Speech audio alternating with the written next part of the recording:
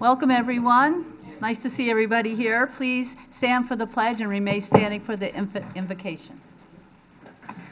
I pledge allegiance to the flag of the United States of America and to the republic for which it stands, one nation, under God, indivisible, with liberty and justice for all. Thank you. Pastor Todd Forrest from Fountain Hills Christian Center. Pastor? 2 weeks in a row now. Well, how about we'll just do a moment of silence, please?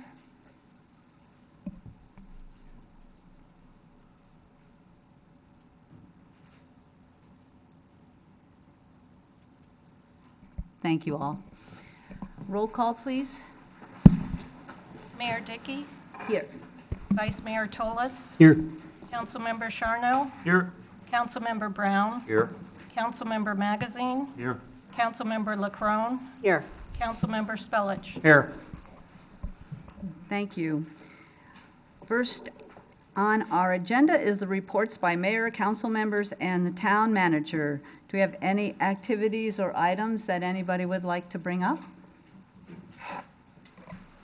Yes, Councilman, sorry. Thank you, Madam Mayor. I had the honor of being invited to the city breakfast, Country Farm breakfast by Supervisor Steve Chukri. It was Friday. Really informative, great turnout. It was at a farm in Mesa, stuck right in the middle of a residential neighborhood. Learned just unbelievable things about, we produce the most amount of rose bushes. We're the biggest lettuce producers in the country. Just agricultural things that you really don't know about until you sit through one of those informative lectures. Also, it was very big on water conservation and all that farmers are doing now to conserve water, the most precious resource. So Fountain Hills was represented, and they appreciated us showing up. Thank you for doing that. Councilwoman? Thank you, Mayor. You and I had the pleasure, I thought you might mention this as well, but we had the pleasure of attending a luncheon at the home of the Gilbert Mayor, Jen Daniels. She invited women who are in official capacity throughout Maricopa County and other towns to join with her in discussions, and we learned a great deal about many of the other towns, but also just shared our experiences, and I'm anxious to continue to meet with them and grow together and learn from their experiences. Thank you, Councilwoman. I think she said that this whole thing might have been from a conversation that she had with you at a league event, so we thank you for that, and look forward to some of these other events that we'll have with them. Did anybody I didn't go to the extravaganza. I wasn't sure if anybody had been able to make that, but that was just this past weekend. As usual, Fountain Hills had it hopping around with the bunny and a bunch of kids. I hear it takes like 30 seconds for them to get everything. So we had the volunteer reception Under the Sea, and Tom Aiello was named Volunteer of the Year. We thank so many of the volunteers. Heather, who's our staff, and they were in those cute and corny skits, and I think we all enjoyed ourselves. Grady was there, and David and Art. I don't know if you had anything to add, but we were happy that you were there. Tom's with us tonight. Hey, how you doing? I recognize you, yes. Volunteer of the Year. Grace made a great mermaid. Yes, she did, yes. It was very punny. Yeah, nice, you got the wave down.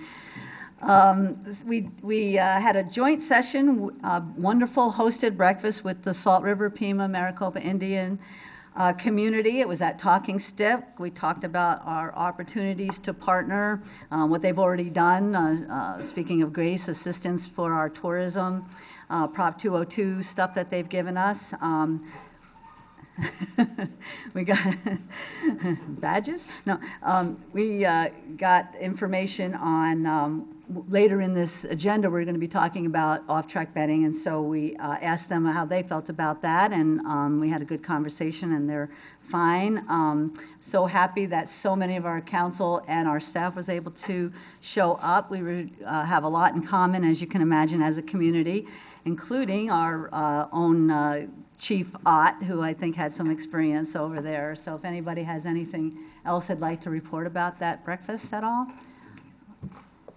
It's the first of a few things that we're going to be doing this year. We're meeting with Fort McDowell soon and the school district, and more to come. I went to an Arizona Transit Association lunch, met and got reacquainted with some of the businesses and transportation officials from all over the state. My husband, my better half, was recognized at this lunch, and we got to talk about the Fountain Hills Transit Study that we're in the middle of getting done, which we're getting, as you know, at no cost. I was honored to meet the Military Order of the Purple Heart leaders last week.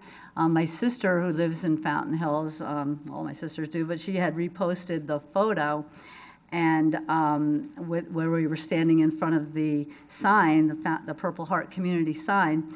And so my cousin, who works at a little town in Cape Cod, saw that and asked how they can become a Purple Heart community. So we sent them all that information. So that kind of brings us to our next item. If there aren't any other comments about anything here, we'll get to the proclamations.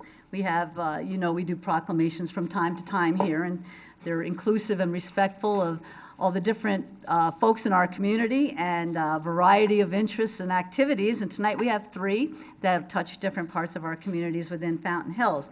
So since I have 3, I'm going to come down with all 3 of them. I'll read them one by one so I know that we can take pictures of those who are here to accept these proclamations, and that way I won't be popping back and forth. That's okay.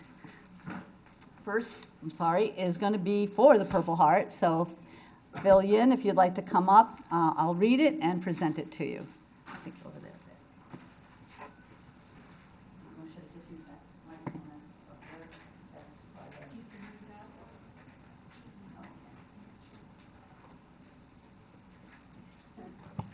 Okay. Thank you. Thank you so much.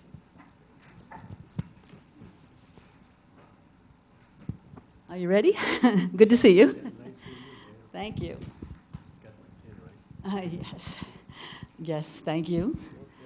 Whereas in 2017, Arizona Governor Doug Ducey proclaimed Arizona a Purple Heart state, and the mayor of the town of Fountain Hills proclaimed Fountain Hills as a Purple Heart town, as well as mayors of several cities and towns across Arizona making similar proclamations. And whereas we wish to honor and show recognition for the service and sacrifice of American servicemen and servicewomen who are Purple Heart recipients by designating this Tuesday and all future Tuesdays in Fountain Hills as Purple Heart Tuesday. And whereas the Purple Heart was the first American Service Award or decoration made available to the common soldier and is specifically awarded to members of the United States Armed Forces who've been wounded or have paid the ultimate sacrifice in combat with a declared enemy of the United States of America. And whereas the residents of the town of Fountain Hills have great admiration and the utmost gratitude for all the men and women who have selflessly served our country and community in the arms for... I'm getting choked up. Whereas the town of Fountain Hills has always supported its large, highly decorated military veteran population with 4 active veterans organizations, included in them members who are Purple Heart recipients. And whereas the town of Fountain Hills appreciates the sacrifices our Purple Heart recipients made in defending our freedoms and believes it's important to acknowledge them for their courage and show them the honor and support they have earned. Now, therefore, I, Jenny Dickey, Mayor of the town of Fountain Hills, Arizona, do hereby proclaim each Tuesday in the town of Fountain Hills as Purple Heart Tuesday and encourage our citizens to honor all Purple Heart recipients by wearing the Purple Heart Tuesday supporter wristband and show gratitude and recognition. The wristbands will be sponsored by local chapter 2560 of the Military Order of the Purple Heart. Hereby, unto set my hand, this is so formal, and cause to be affixed the official seal of the town of Fountain Hills, Maricopa County, Arizona, this 16th day of April 2019. Thank you, sir. Would you like that?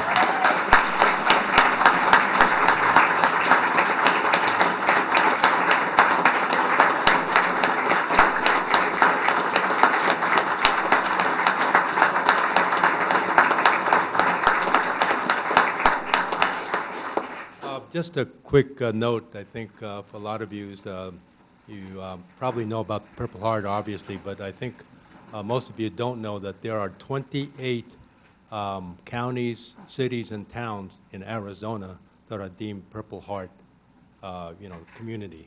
So that's for information purposes. And on August the 7th, at the community center, there will be a Purple Heart celebration ceremony that's been added to the Veterans Memorial. We have, for instance, Memorial Day coming up, Veterans Day. So that's been added to the schedule. Everybody is welcome. Once we get the agenda firmed up, we will distribute it through the paper. We're currently waiting for Doug Ducey to accept as a keynote speaker. We have the Associate Director of the Veterans Affairs, John Scott. He will be attending. Wanda Wright, who is the director, had another commitment. And we're trying to get 5 Medal of Honor recipients to attend, or at least one of them to attend. So hopefully we'll have a band there. We'll have the state and national champion color guard there presenting the colors. And so I think we'll have a really good event. So thank you very much, Mayor, for this honor. Thank you, sir. Semper Fi.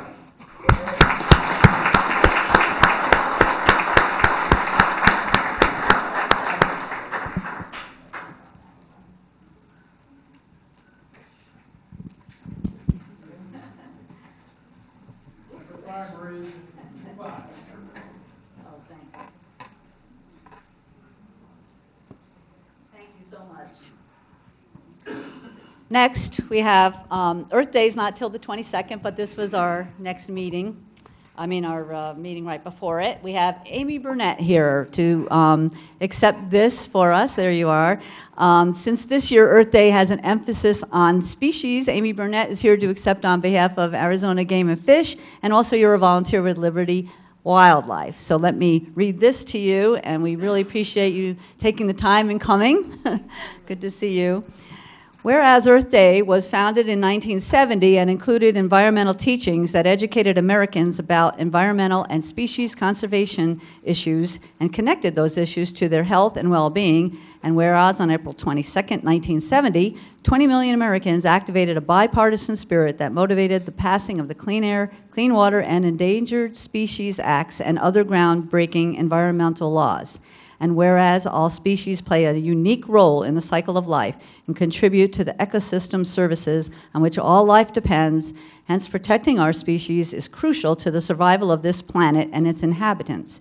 And whereas by 2050, between 60 and 70% of all people will live in cities and towns, and species provide important services to those dwellers, such as generating oxygen, controlling pests, pollinating plants and crops, providing recreation opportunities and well-being, and whereas it is understood that sustainability will only be achieved by meeting the needs of the present without compromising the needs of the future, and whereas it's important to cooperate locally to defend the environmental progress that's been gained, and whereas Earth Day is an annual reminder of the need of stewardship, commitments, and sustainability efforts. Now, therefore, I, Jenny Dickey, Mayor of the Town of Fountain Hills, do hereby proclaim April 22nd, 2019 as Earth Day and encourage all our citizens, businesses, and institutions to use this day to celebrate the Earth and promote the protection of our species. Thank you, Amy, so much for coming. Here you go. And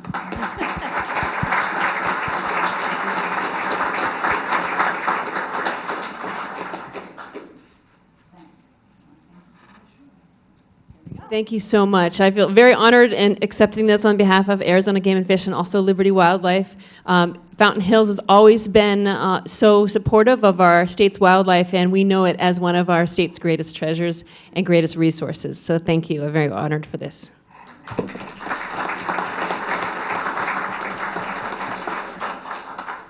one more. This is good, though. That's why we live in a small town. So this one will be accepted by Nate Van Kuren, I hope I'm saying that right, from National Day of Prayer Facilitator. Come on, anybody that's interested to come on up with you is welcome. Okay, let's do that.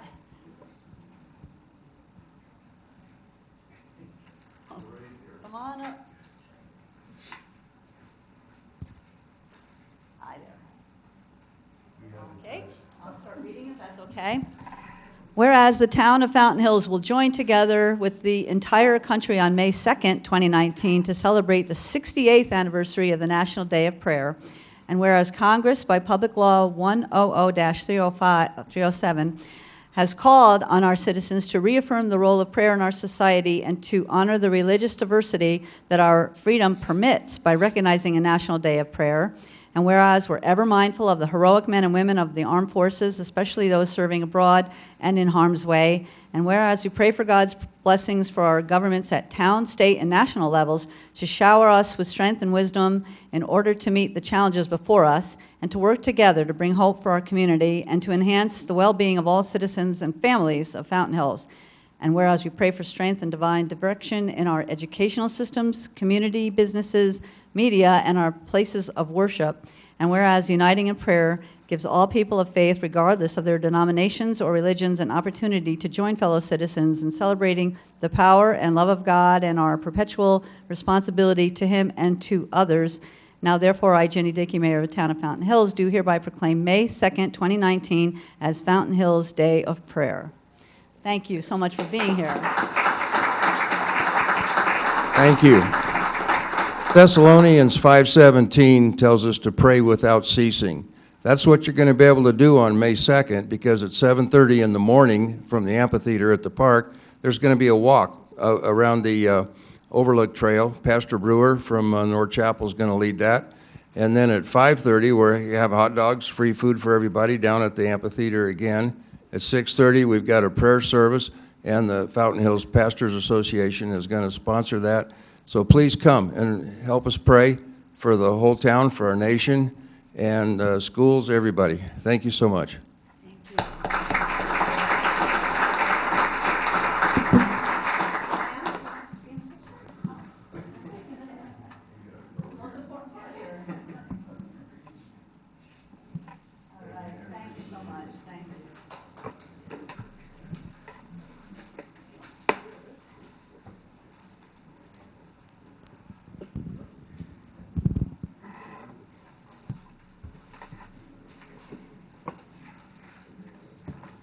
I don't know where we go from here, but we'll try.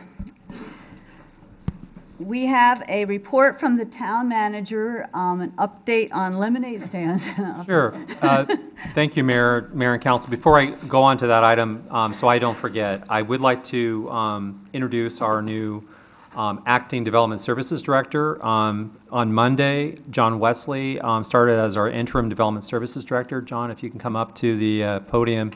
Very pleased to have him. He started rolling up his sleeves and running right away, not away from us, but with us. We've got a lot of important development projects, as you're aware, and he started getting himself very much acquainted with those. John, why don't you tell us a little bit about your career, in a kind of a little, that'd be great. Glad to. Mayor, Council. Excuse me, don't know where that came from. It's good to be here. It's a pleasure to have this opportunity to serve you and the citizens of Fountain Hills for a period of time. Just prior to coming here, for the last 15 years, I've been the planning director for the city of Mesa. And so through that experience, I have a lot of familiarity with Arizona statutes and requirements and planning and zoning, how it happens here in this state. A lot of the land use attorneys I'm seeing that I dealt with there, the same ones that come here, and had a good working relationship with them and hope to be able to continue doing that here.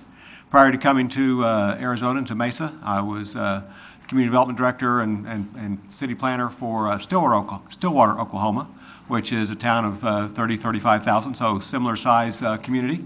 And there had similar responsibilities with planning and building safety and GIS and code compliance here. And so, again, I think I've got some direct experience working for a very similar community that I hope to be able to draw upon to help the city manager here and the council as you move forward over at least the next few months in dealing with the developments going on here. And again, just 2 days, but in those 2 days I've had a great opportunity to meet a lot of the staff, been warmly received, appreciate that, and excited to work and continue to provide services for Mr. Miller. Thank you. Welcome. Thanks so much. Thanks, John. Appreciate it. Thank you. And Mayor and Council, the next item you recall at the last council meeting, Vice Mayor Tullis asked for 3 items. Basically, one was he wanted to have us meet with the leasing agent representing Park Place and wanted to have more information about the occupancy info there. I'm pleased to report that Our Economic Development Director did meet with that leasing agent and was able to get some preliminary information, but we're still trying to get him to check with his bosses because some of that might be proprietary, may not be appropriate to come back to a council meeting like this to share that. However, if that's what we find out, maybe we'll include him in a meeting with Vice Mayor, because the Vice Mayor was interested in getting that information. And then the other thing is the Vice Mayor had asked about the 208 area and a downtown merchants association. And I'm pleased we try to get a meeting sooner with the association president and director. And that meeting has been set up in May. But we're going to try to get together with them and see what ideas they have. I do know that they are trying to re-energize that area through marketing and trying to do more to be more visible in the downtown area. So we will come back, hopefully, I believe the meeting is the second full week in May, so we'll be able to come back at a later time and report back to the council on that. So, and everything that you've ever wanted to know about lemonade stands as it relates to children operating lemonade stands in our town, our Economic Development Director, Michael Martell, is going to come up and report back his findings. So, Michael, would you mind coming up to the podium?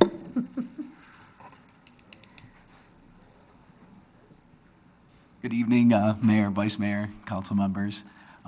So I have the pleasure of looking up different lemonade ordinances throughout the state, the county, our town itself, and there's not a lot out there in terms of actual code or ordinance that describes specifically lemonade stands. I called the county and talked with their Department of Environmental Services that deals with food and restaurants, and what they told me is that they actually do not issue permits for those as long as they are on private property. So if they were doing the lemonade stand within their, in front of their house, they would not require any sort of licensing or permit for that. They also do take a stance that even if there were to be a complaint, that they would not actually go and forcefully shut them down. And that was kind of in relation to, I think, some kind of rather large scale media that took place in Texas, and I think a couple other states where that happened, and it was kind of a not so pretty situation. So the county does not require any sort of licensing and permitting for that. Our town code does not actually specifically call it out in any fashion. I was looking through something that may be relatable. They have, from a licensing standpoint, you wouldn't license garage sales in Fountain Hills, so something that's kind of contained to private property might be something that would be similar, but there really is not any specific dialogue that goes into more detail in regards to that. Yes, Vice Mayor. All right, thank you. Great work. Thank you. Can I ask our town clerk to please have an amendment or addendum to this meeting and the Section 4D and include the other two items that our town manager discussed as part of this meeting so that we can be on record that we've discussed this and he's brought back some information on that. And to be more specific as to what I was looking for, I would like to invite the Merchants Association to one of our meetings. And I'd like them to share with us their initiatives that they're using right now to try to attract business to the downtown area, what our town council could do, what our town staff could do to help them to be successful. And I'd like to hear from them directly. And if we can extend an invitation to them, that'd be fantastic. I'd also like to extend an invitation to the Shea Connolly Project and their management team to come and to do the same, to speak to us and help us understand what we can do as a town and what we can do in helping to promote a downtown entertainment district to help them to fill those business locations with businesses that would be appropriate for that area. So part of the concern at the time is there is not an actual Downtown Merchants Association as we know it. So we reached out to 208. So we will be happy to go back to them and see if they can come back and report back some of the activities that has been reported to Michael and also the Community Services Director and I when we met with them on some parking issues.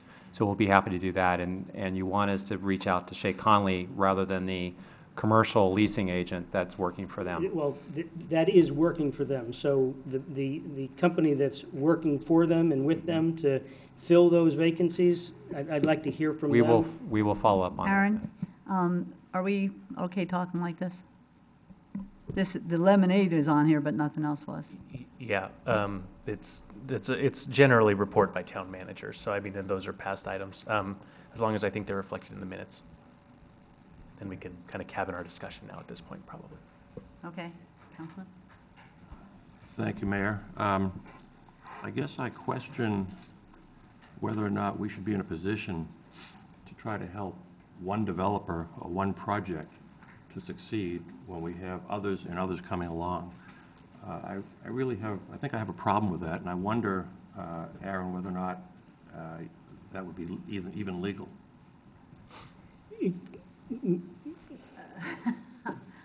I don't know about this. Okay, I'm sorry. The question is if we have them report, I mean, I think if generally the question is what can we do to help, with that spur economic development in the town. I mean, I don't know that's necessarily an issue if it's not specifically targeted towards one person. I'm not really sure the scope of what we're looking for here. Well, as I understood it, and maybe Councilman Tallis would like to amend it, but he specifically said to help Shay Conley, I don't know the exact words, but basically to get more leases and so on. Can I interrupt, please? So when we do reports, they're defined as being able to report but not being able to discuss. So I don't think we should necessarily have this discussion right now. Thank you. Okay, thank you, Mayor. We'll definitely follow up with you, Vice Mayor, on what you would like to do. Okay, so I basically wanted to mention, just in light of the, thank you for all your help, the lemonade and other questions that I know that we all see and get, that all the department and our email and staff information, contact information is on our website, and sometimes the fastest way to get an answer is to kind of go to the source. So if we can ever help you directly, we'd love to be able to do that. And Vice Mayor, I don't know how this question came up, but hopefully this will help explain that. And then if they didn't see this meeting, maybe you could contact back and let them know that they can go ahead and do the lemonade stand. And I think I might have seen a little discussion about that on social media. So rather than have it become that, it's pretty easy to kind of nip these kind of things in the bud when we can get the chance. So we appreciate that. We appreciate that you brought that to us. Next, we have a presentations by Captain Larry Krasser from MCSO with his monthly update. Welcome, Captain. Thank you. Thank you, Madam Mayor, members of the council. I just want to start off by highlighting some of MCSO's activities during the month. One of the things that I see quite a bit is our emails from residents in the town who have some concerns or questions about maybe the level of service or the activity of deputies. And a lot of times, activities of deputies aren't really, they don't know much about that, especially if it's something that goes on and there's nothing to report in terms of business checks nightly or foot patrols. Excuse me. But one of the things I wanted to share was the fact that deputies on a regular basis, usually we have about 600 to 700, we call them welfare checks in a given month, and that's on-view activity by a deputy where they go out on their own when they don't have a call for service that they're responding to, and they'll check businesses or they'll check the park or areas where residents have let the sheriff's office know about a specific concern, maybe that they're out of town and they'd like a vacation watch on their home. But again, those are activities that a lot of people don't realize that MCSO does on a regular basis. I had an email recently about business checks and a gentleman asking if MCSO does that. So those are the things, some of the ideas I wanted to talk about and just let residents know that those are things that are going on. And We recently had a business that was found unlocked. It was one that was vacant for sale. It wasn't damaged. It was likely the real estate agent forgetting to lock it after they showed the property. But in the last 4 or 5 months, we've had probably 3 to 4 businesses that were unsecured. We're able to either secure them or contact the property owner if they have an alarm company and get those buildings secured. So now, obviously, if there was a burglary there, those are things that people would probably hear about or know of. I want to talk about an arrest that the detectives in Fountain Hills made recently. It's chalked up to just good old-fashioned detective work. The target here in Fountain Hills had a couple, same subject who had hit the target a few times for shoplifting. He was stealing electronic devices, and then he was selling them on the OfferUp website, and so he'd sell electronics, sell them. The detectives were able to ID the suspect. They were able to arrest him on April 3rd, and he was a resident of Scottsdale, but he was going around to local targets in the valley. Based on the arrest of the subject and an interview with the subject, he confessed to that and several other ones in other jurisdictions. So we were able to work with Scottsdale PD, Mesa PD, and work with them to get other charges on him. So, that we call organized retail theft, when someone is doing this regularly and then they're selling those stolen goods online or by other resources. So Scottsdale PD has charged him also for shopliftings in their area, and Mesa PD is looking at him too and trying to connect him to a couple of shopliftings in their area. A big one is traffic enforcement. I know there's a lot of concern in the town for increased traffic enforcement, increased visibility. Over the last month, our traffic stops by deputies are up 62%. So deputies are out there making traffic stops and trying to enforce traffic laws as time permits. Obviously, calls for service come first. Deputies have to respond to those, and then when they have downtime, they can make traffic stops and the other welfare checks and on-view activity that we discussed. The next thing I'm going to move to is a couple of crime trends that we've seen. I've not noticed an uptick in fraudulent schemes or con games that are reported by residents, but those are crimes that happen, I won't say regularly, but we get a few reports of those on a monthly basis. And I think a lot of times residents just aren't aware of what those might look like, so they may fall prey to those sort of crimes. One of the things that we find, and it's pretty common knowledge, that elderly subjects are targeted on these just probably because they're a little more trusting.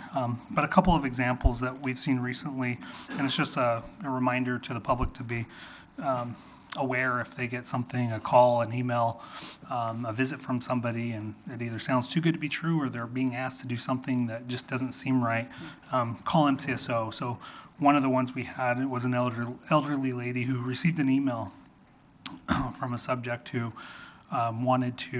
told her he was with the local internet service and that they had charged her account for the next year's service.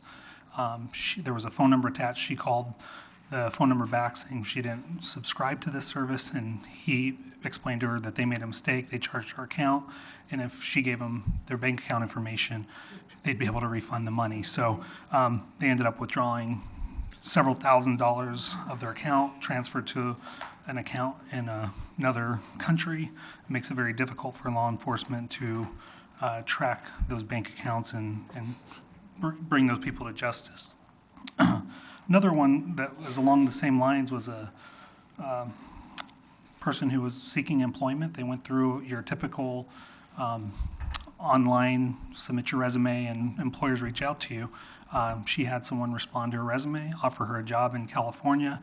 She accepted it. They sent her a check for travel and airfare and all that, with the requirement that they paid her too much. She had to send money orders and the amount back to them. So she did that, and she ended up losing out on about $3,500 after she sent the money back to them. So those are things that I think a lot of people just don't understand. When things are too good to be true or things seem suspicious, we're asking people to be diligent. Call MCSO. We may not be able to do much if a crime hasn't occurred yet, but we may be able to help steer them in the direction of not taking the bait for crimes like that. One more thing here. Then I just wanted to talk briefly on another crime trend that we had. We talked about this in March that occurred in February, a couple of smash and grab type crimes, Fountain Hills, the Fountain Park. We had 3 more in the month of March that were very similar MO, same thing. It looks like they watched the person at the Fountain Park or the dog park or the Eagle Mountain Trailhead secure a purse in their vehicle and then go out and do their walk or their hike or their exercise. Only gone for about 15, 30 minutes. And when they come back, their window had been smashed, their purse is gone. And these ones, the suspects using the credit cards at local stores, buying gift cards, and using their credit cards and hurrying up and making those transactions before the cards are canceled. So again, it's just reminding residents to be diligent. There's a couple of suggestions, not bringing those things with you. I know which is hard at times. If you're going to drive to a place, you got to have your driver's license on you. But maybe leaving your purse or your wallet or those valuables at home if you know you're going to go out and exercise. But be aware of your surroundings. Pay attention to what's going on. These are very clear that someone's watching them and hitting as soon as they leave. And then I just want to talk about a couple of events upcoming, and I'll wrap this up. We have the National Prescription Drug Take Back this Saturday, April 27th. It'll be here at the Town Hall parking lot. People can bring unwanted or unused prescription medications. We're partnering with the DEA. We always have a drop box here, but that Saturday it's advertised. It's a big event that a lot of local law enforcement and other entities participate in to help take those unwanted prescription drugs off the street. And then we're doing another Coffee with the Cop on Saturday, May 18th so it's about a month away, from 8 in the morning till noon. I'm sorry, 8 till 10. I put the wrong time on that. And that was at the local McDonald's here on Shea. And they reached out to us and asked us if we'd host it there with them. So we're glad to partner with them and invite anyone out who wants to come and just have conversation about any topics or current events going on in the town. That's all I have. If anybody has any questions. Thank you. Councilman? Thank you. Captain, I read a news feed this morning that the Mesa Police Department, I wonder if this is something you could look into and we could possibly report on it the next time you report to us. Ring, the doorbell service, has something called the Neighbors Program. I don't know if you're familiar with it. Law enforcement signs up with them. They have the ability to link people's Ring doorbells somehow that you guys can monitor it. And Mesa, I guess, has a really high problem with package thefts. People actually following the post office or UPS drivers, coming right behind them and taking the packages as soon as they're delivered. So Ring came up with this, it's called the Neighbors Program. The news feed really didn't go into detail other than the fact that Mesa has initiated it, and they've said they've had great results. So I know a lot of people in town have the Ring doorbell. I know my wife has been yelling at me for a month to get one, so I will get one. But I think it would be something maybe that the town residents would like to get involved in. Absolutely. I don't know much about the program, but I do know that the Sheriff's Office has been working with Ring. We have a meeting with them, with a lot of our captains and chiefs coming up next month. So, Right. But I'll follow up with Mesa and then carry that conversation over at that meeting and see what they have for us and if it's something we can implement here or at least push out to the residents of Fountain Hills. Great, thank you. Councilman? Thank you, Captain. I was surprised at the number of businesses that you have to check on. What was that number again? Of unlocked businesses? Oh, do you mean the number of on-view activity that deputies do in a month? Or the number of unlocked businesses we've I'm sorry? found? Are you talking about the number of unlocked businesses we found in a month, or? No, the number that you check.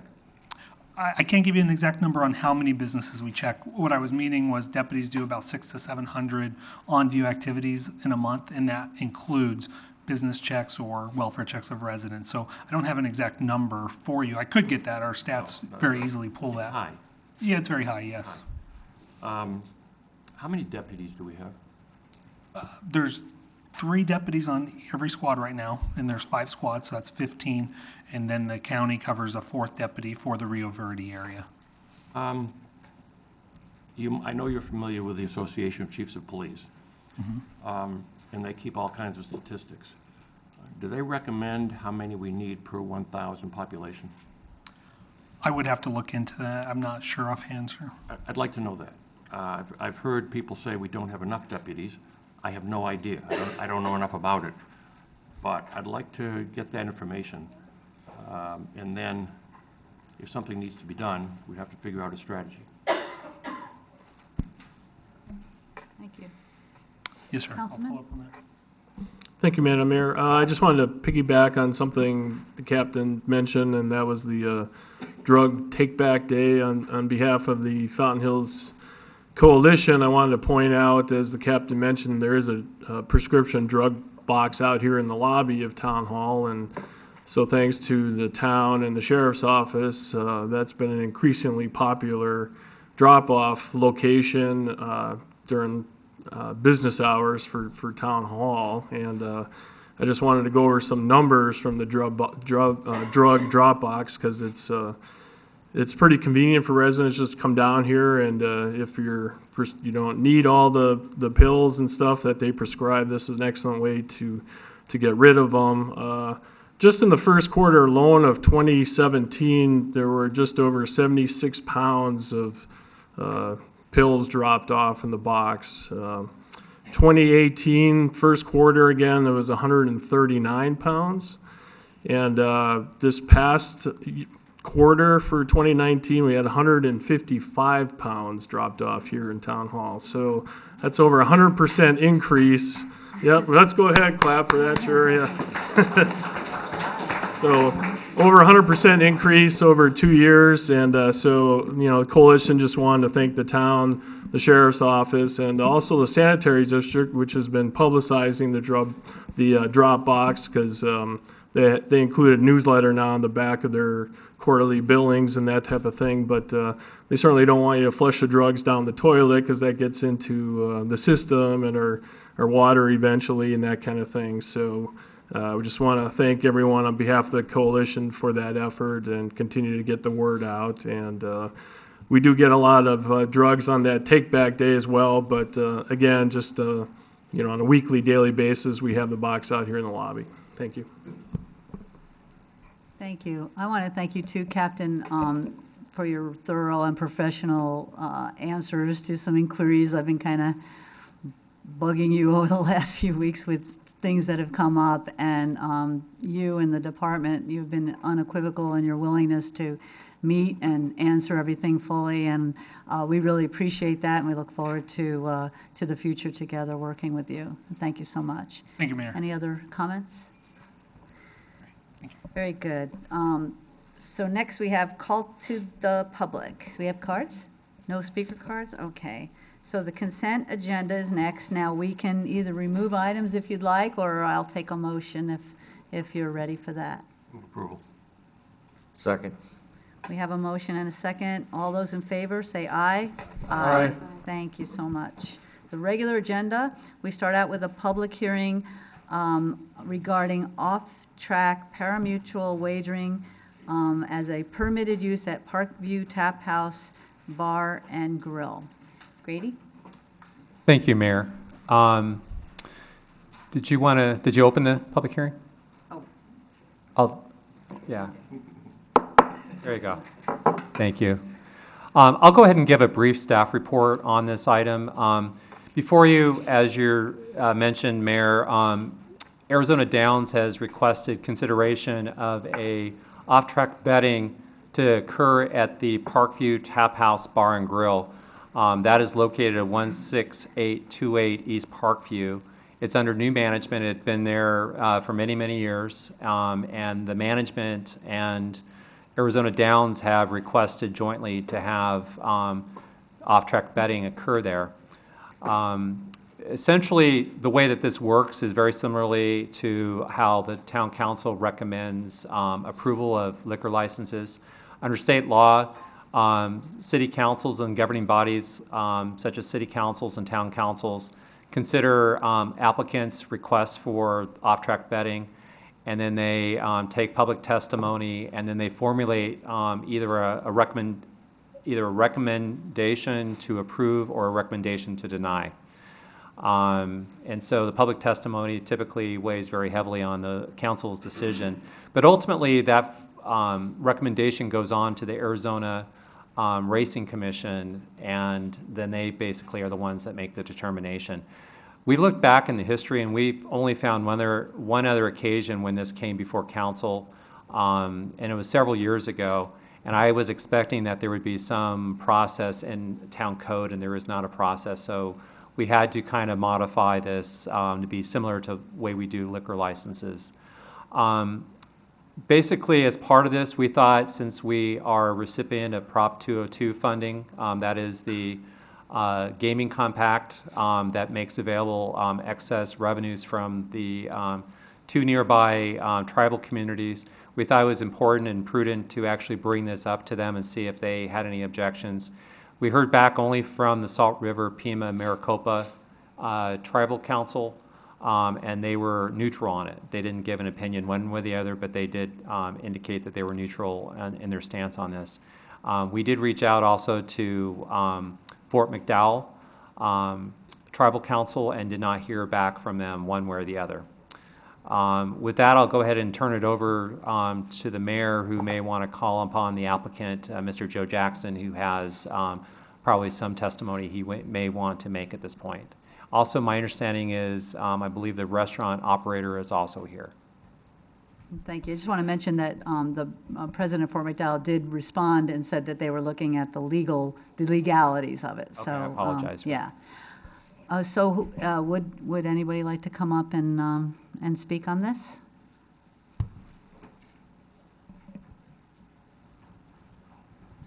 Hi. Good evening. Hi, Mayor. Thank you. I'm Joe Jackson. I'm with Arizona Downs. We purchased what used to be called the Yavapai Downs up in Prescott Valley. Purchased in January of 2018, so we've owned it just over a year. We have undergone extensive remodeling of the facility itself in order to be open for live racing again. May 24th, Memorial Day weekend, it'll open up again after being closed. I want to say back in 2010 was the last time Yavapai Downs ran.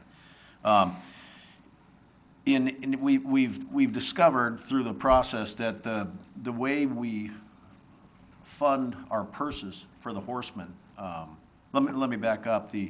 When we open, it'll also allow Arizona horse racing to stay year-round in the state of Arizona. The way it's been the last several years, it's the horse owners run at Turf Paradise. Their season is essentially from September through May, and then we run the end of May through September, Labor Day, basically Memorial Day to Labor Day. With us opening up again, it'll hopefully give Arizona horse racing a shot in the arm.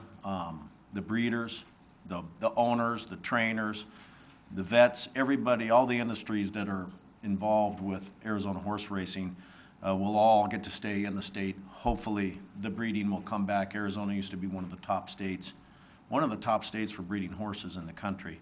So we're hoping that comes back. But as I started to say, the purses depend a lot on off-track betting from our facilities that we set up throughout the state. Basically, the money that is generated from the betting it's pari-mutuel betting. What we get from that, what is not paid back out to the winners, is split 50-50 with the horsemen to go for their purses at our live racing events. Our 50% covers the cost. It's basically we don't make a lot of money off of our regular off-track betting facilities. It's basically a mechanism to raise purses for the horsemen so that we can provide live racing up at our racetrack in May through September. Having said that, we're hoping we can get one approved here in Fountain Hills. We think it would be one of our better locations, and we're hoping you'll approve it. Are there any questions for me? Thank you. Anybody have any questions? Yes, Councilman. Thank you, Mayor. So will you be doing dogs and horses on the betting circuit, or just horses? Mayor Dickey, Councilman Brown, Just horses. Just horses? Yes. And you've got other locations already set up and running? Mayor, Councilman, we do. We have, currently, we have our facility, our racetrack, which is, I always get chastised for calling it an off-track betting facility, but they call it a simulcast room. You could still call it an on-track betting facility, but that's one of our simulcast rooms. Then we have three other locations in the Phoenix area. We have one up in Flagstaff, and we have one in Havasu. We are currently preparing to open one up in Pine Top. We were just approved by the town of Lakeside Pine Top for a facility up there also. And if I may, Mayor, Yes, thank you. of course. And are they all in restaurant atmospheres? Mayor Dickey, Councilman Brown, they are. And Yes, and the- with one exception, we were approached by the Italian-American Club on 12th Street, and they're a big bingo facility, so they wanted to have off-track betting. We've been open, we just finished our second week in there providing off-track betting to the members only. That's a different situation being a private club. The off-track betting is available to the members only, as is the rest of their amenities. So, and all the restaurants and all the facilities are doing well, and they're hanging in there with you as you're opening these new places, new betting, off-site betting track? Mayor Dickey, Councilman Brown, I mean, we work hand in hand with the restaurant/bar owners to get these open and keep them profitable, keep them going. So, Mayor, if I may, what's leading these questions?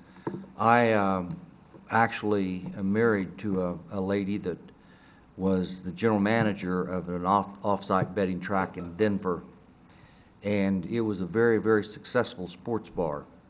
And when the off-track betting came in, and they came in and drank their 1 cup of coffee and kept their money to bet on the horses or the dogs, doggers are a different group altogether.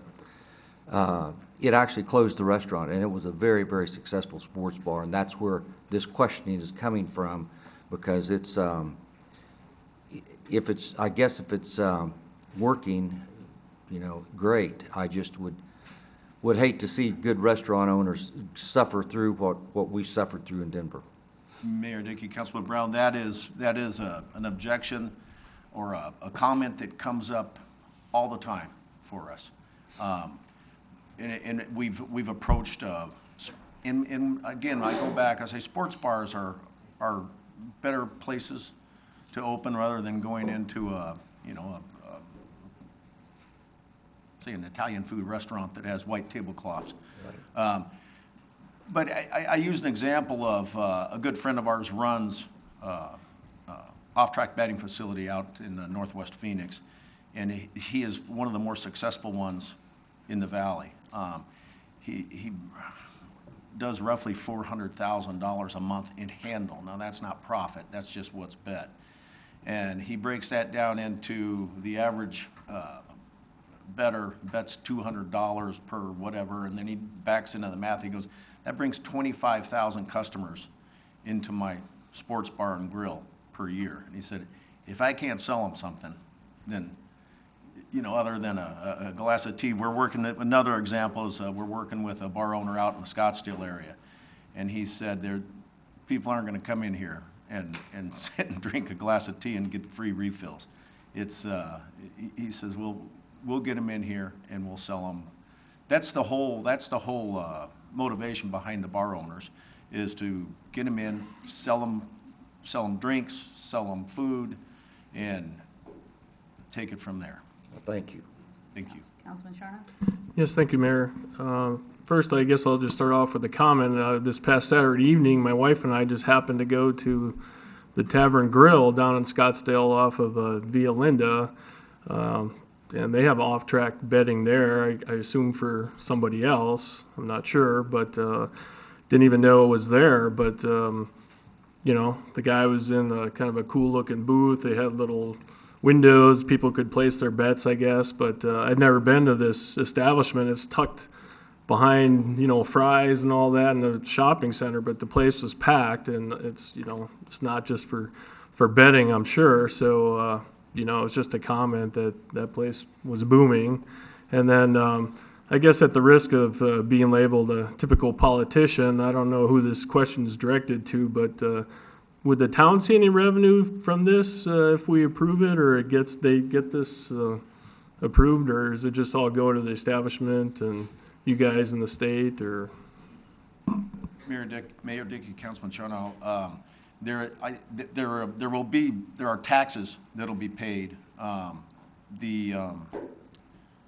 know with the city of Tempe, they require us to add a Tempe privilege tax to our state license. But as I said, when the handle is bet, parimutuel bettors are paid off, then what's left, we get taxed. Actually, we have to split with Horseman before we get taxed. And then, so we pay the taxes, then we pay our overhead, and after that, we feel like we may be in the same league with the lemonade stands, but. Would you want to hear from the Tap House, and then we'll see if we have any comment cards? Would that work out? Is that okay? Thank you, sir. Yes, if you wanted to come up and from your point of view, then we'll get comments and hear what the public has to say. Mr. Mayor, Council, well, I'm learning about this just as much as you are. Okay. I live in the community. We took over the Tap House in October, and it's flourishing. We're doing a good job with it. I'm enjoying it. I'm sorry, could you use the microphone better? Thanks. Okay. Yeah, we took the Tap House over in October. We're enjoying it. It's flourishing. I was approached by these folks. I'm glad I'm here today because I'm learning just as much. I've gone around inside the restaurant, and it's more so a restaurant than a bar. We do serve alcohol as well. But, and I've talked to a lot of my customers. I said, is this going to affect the business that I am building with you? And, and they have said it wouldn't hurt them one way or another. I'm still iffy. I wanted to come up here. I wanted to see what you all were thinking. I want to see what people out here are thinking. It's something that I'm a little confused. I'm investing $15,000 right now in 24 flavors of ice cream, so I want you all to come out if nothing else is working, right? So, but yeah, I'm interested in it. I have a place to where I can put it to where it's off and away from the people.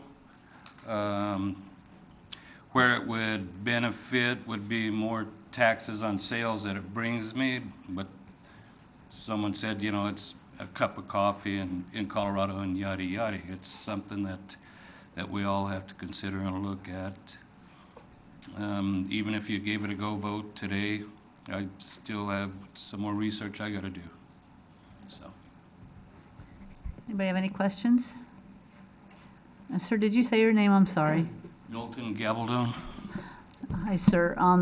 So I just want to make that clear. So if we ended up saying it was okay, you would still have the right to do it? I still have reservations, and we still got to sit down together, the three of us, the owners of the track and everything, so. Yeah. But it's something that I am very, Interested in? leaning towards. Okay. Councilman?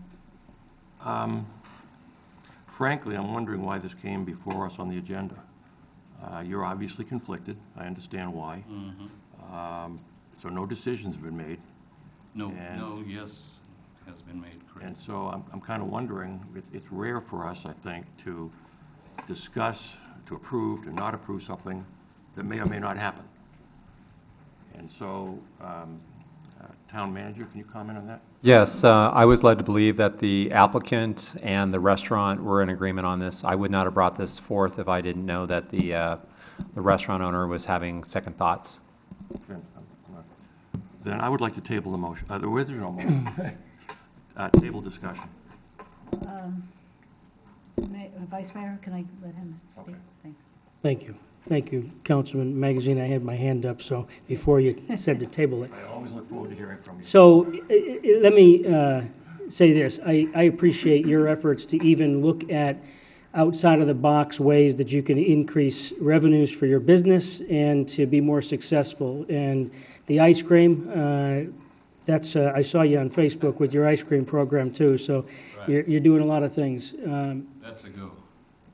If we are to, and this isn't a waste of time, this is obviously a venture in Arizona that is looking to expand and to grow. They have other communities that they've already had approvals, and they are serious about growing their business and the revenues.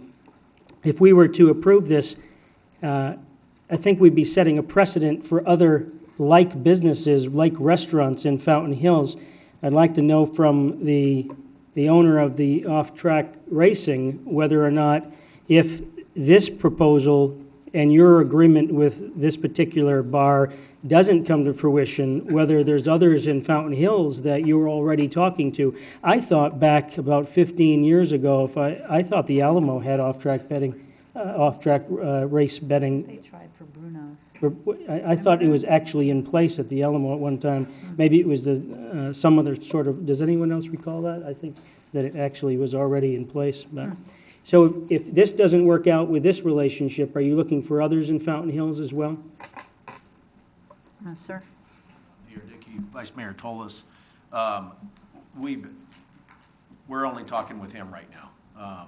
Would we, we're hoping we don't have to look for another place in Fountain Hills. We would, if we were open at his place, it wouldn't make sense for us to open another one and have two in the Fountain Hills area. I mean, they're expensive to open. By the time we build out our teller area, we use self-serve kiosk, the teller area, the equipment, all of the video equipment. We put the large screen TVs up, and so it's not cheap to open up an off-track betting facility. It wouldn't make sense to open more than one in the Fountain Hills area. Okay, thank you. Now, Can I ask the attorney, so we had a motion table, but it wasn't seconded, and if it's okay with you, pardon me? No, exactly. But I know, if there are people here, are there people here to speak on this? Okay. Does anybody want to second the motion to table? Are we still in a public hearing? We are, so we close the public hearing and then. Well, I mean, if we're still in discussion, can we even close the public hearing at this point? So we have a motion to close? Yeah. Yeah, we had said that it was all going to be one fell swoop kind of thing. If there's public testimony to be taken, then. Okay, but apparently there isn't, so I'll close the public hearing if you like. We have a motion on the table, to table this item. Would anybody like to second it? Okay, so I think what we have here is, obviously, we wanted to make sure that, that you are also supportive of this. It's something that I would like to pursue, Mrs. Mayor. I think between him and I, we can come to something as long as it works for the community as well. So I'm with the community. I live here, so. Okay. I operate my business here. I'm going to ask the attorney what would happen if we approve this. This is specific to the tap house, correct? Correct. My understanding of the state regulations, and Town Manager Miller can also comment, is that this is a recommendation to the state Racing Associate or Racing Commission. So the thumbs up or the thumbs down advances it to the state. It doesn't have a material effect or any binding effect tonight. Okay. And if I may, and it's only for this location. Okay. So Correct. council, if they were to approve it thinking there might be some other location, the council would have to approve and make a recommendation for another location in the future. Okay. Yes, Vice Mayor?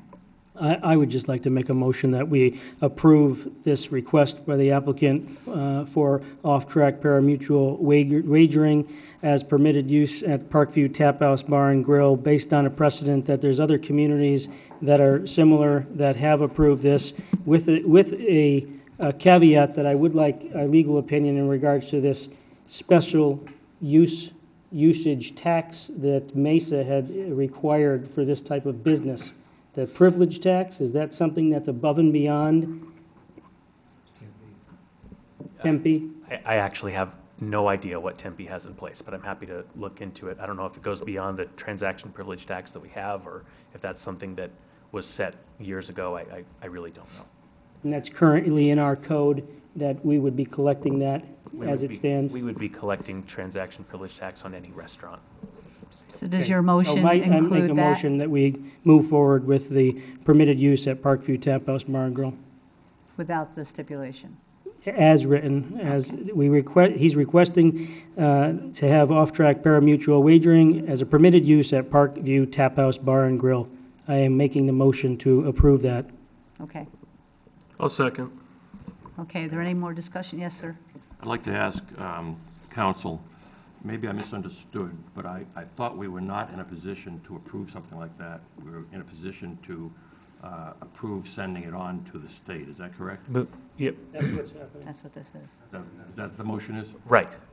Or that's my understanding, Councilman Tullis, that's my understanding of what the motion. Right, they have to apply now to the state, and we're giving them their stamp of approval that they can take the next step. Any other comments? All those in favor, say aye. Aye. Aye. Any opposed?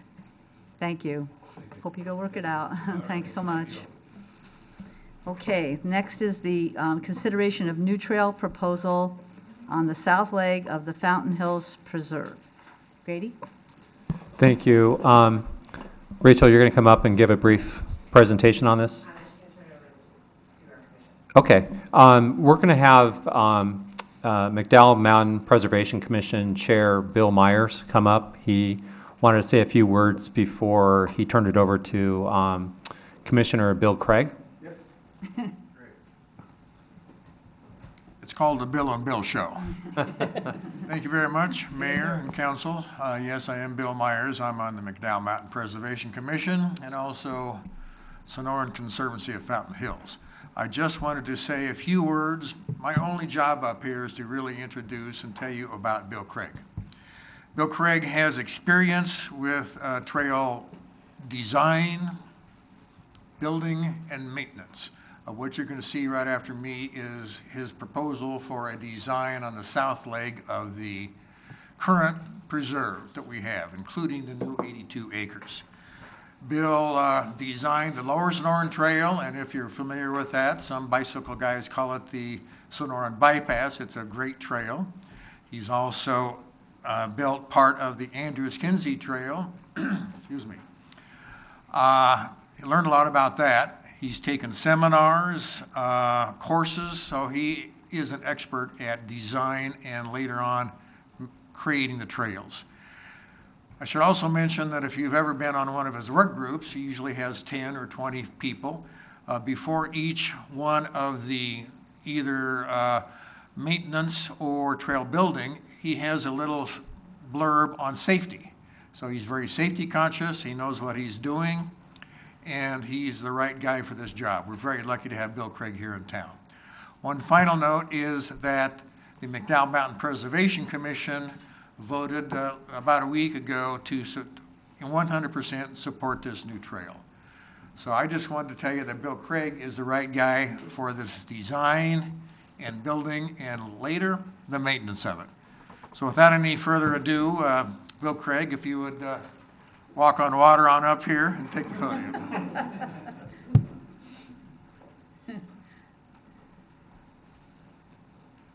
Thank you. Good evening. I'm Bill Craig. I'm one of the happy hundreds of volunteers for our fine town. One of my volunteers' duty is on the board of the Conservancy.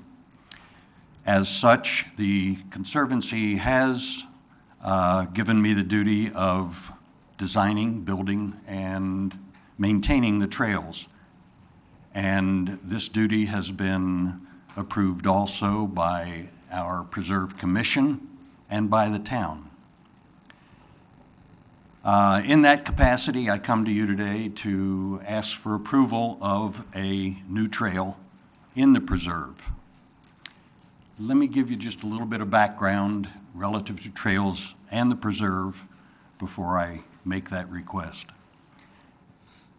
Back in the late 1990s, the town formed a group pretty much headed by town manager at that time, Paul Norden, that looked out to our west and saw the McDowell Mountains and decided they felt it would be better to preserve that instead of having it developed up there.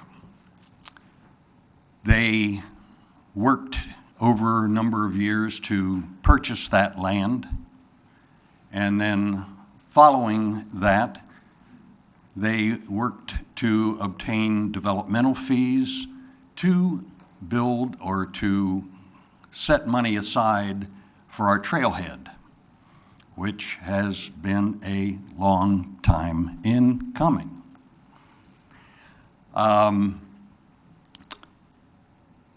We feel that there are lots of benefits to not only recreation facilities, but trails. Benefits include the health, not only physical, but mental. Economic benefits of bringing in day trippers, people overnight, snowbirds that purchase homes and spend money in our town. There are benefits that many studies have found to property values of the closeness to recreational facilities. The closer to the facility, the higher the property value relative to others of equal stature. The National Home Builders Association did a survey of amenities that home purchasers look for. And the amenity that was mentioned second was trails. There are social benefits. If you watch people or hike yourselves, as many of you have been up to the preserve, you see people together talking, enjoying the trails. The trails are cost-effective for the benefits that they provide. My Trailblazers, we require a few $100s in tools, a few $100s for signs. The Trailblazers themselves, this year there were 35 people that participated, and I estimate that we produced over 800 hours of volunteer service. And that is the complete cost for a new trail. The town, I believe, has already acknowledged the worth of trails, not only from the trails that have been approved so far, the Botanical Garden Trail, the Lake Overlook Trail, and all of the trails in the preserve that have been approved. In addition, the town has had the FIT program approved. This is the Fountain Hills Interconnected Trail System, which is urban trails within neighborhoods. There have been 10 different trails within the town that have been approved. 3 of those have come to fruition, and the others, my understanding is, have been put on long-term hold, and the reason is that the cost to produce those in town is much, much greater, and I don't have those figures, but much greater than the cost would be to build another trail or the trails that we presently have. With that, if I can, I would like to show you, and you have hard copies.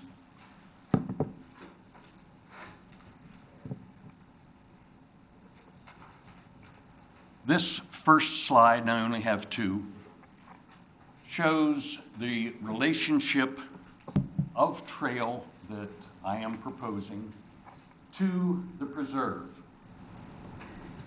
Up in here is the Golden Eagle trailhead. In here, if I can hold my hand steady, is the Adero Canyon trailhead. Down here is Copperwind. This is where the trail is, right in here, and it's what we call the south leg of the preserve.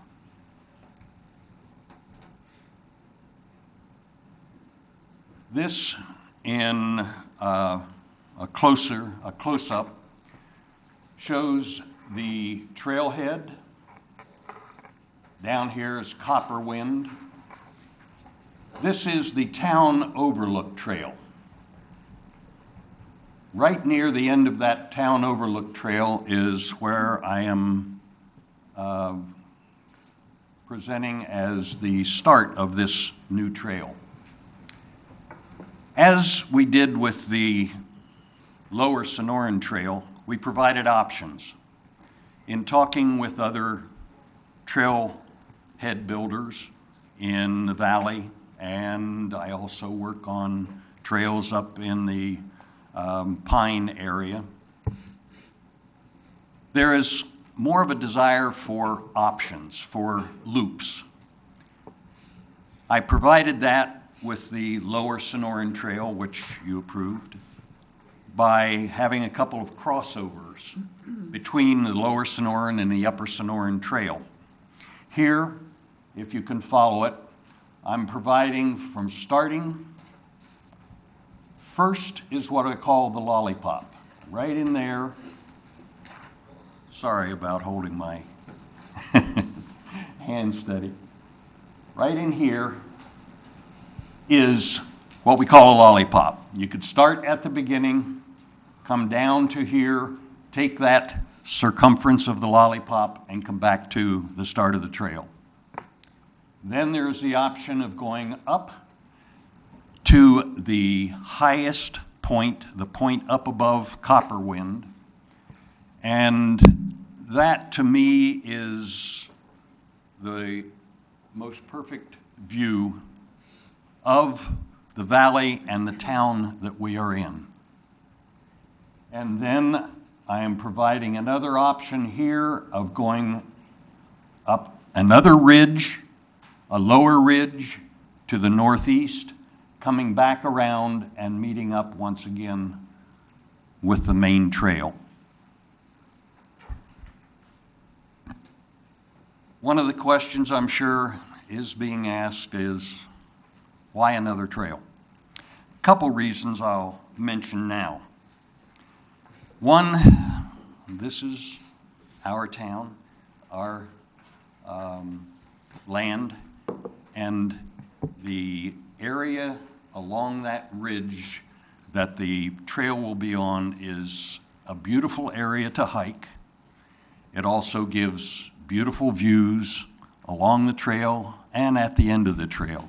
A little caveat here, little story. A few weeks ago, I took Bill Hines, the owner of Copperwind, on a bushwhacking trail up to that highest peak. And his running comment was, beautiful, unforgettable, fabulous, so desirable. And then 10 minutes later, it started again. It really is a beautiful area. Another reason is that this would add to our trailhead, which I am pretty sure is a trailhead that has more access to more trails right from the trailhead than any other trailhead in our area, including Scottsdale. This would once again draw more people to our area, and as a result, give access to all those benefits that I mentioned. With that, I would ask you to approve, have a vote tonight, and approve that, and I am open to any questions. Thank you, Bill. Do we have any questions for Bill? Yes, sir. Just a comment. I think what you and the Trailblazers do is absolutely extraordinary. And I just want to express my thanks, and I suspect I'm speaking for the council, for everything you've been doing. I mean, when I go up there and look at the areas that don't have trails, I just can't imagine how you were able to cut through all that and make a trail. Extraordinary is the only word I can think of, so I want to thank you. Thank you. Do we have any comment cards? First is Sarah Nolan.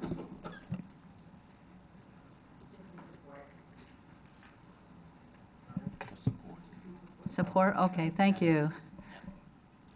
Any others? Yes, Bill Hines.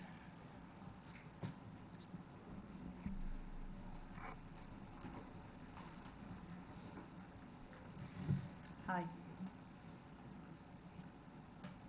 Hi, Mayor. Hi, Council. It's nice to see everybody. I did bushwhack. My name is William Hines. I'm the owner of Copperwind Resort.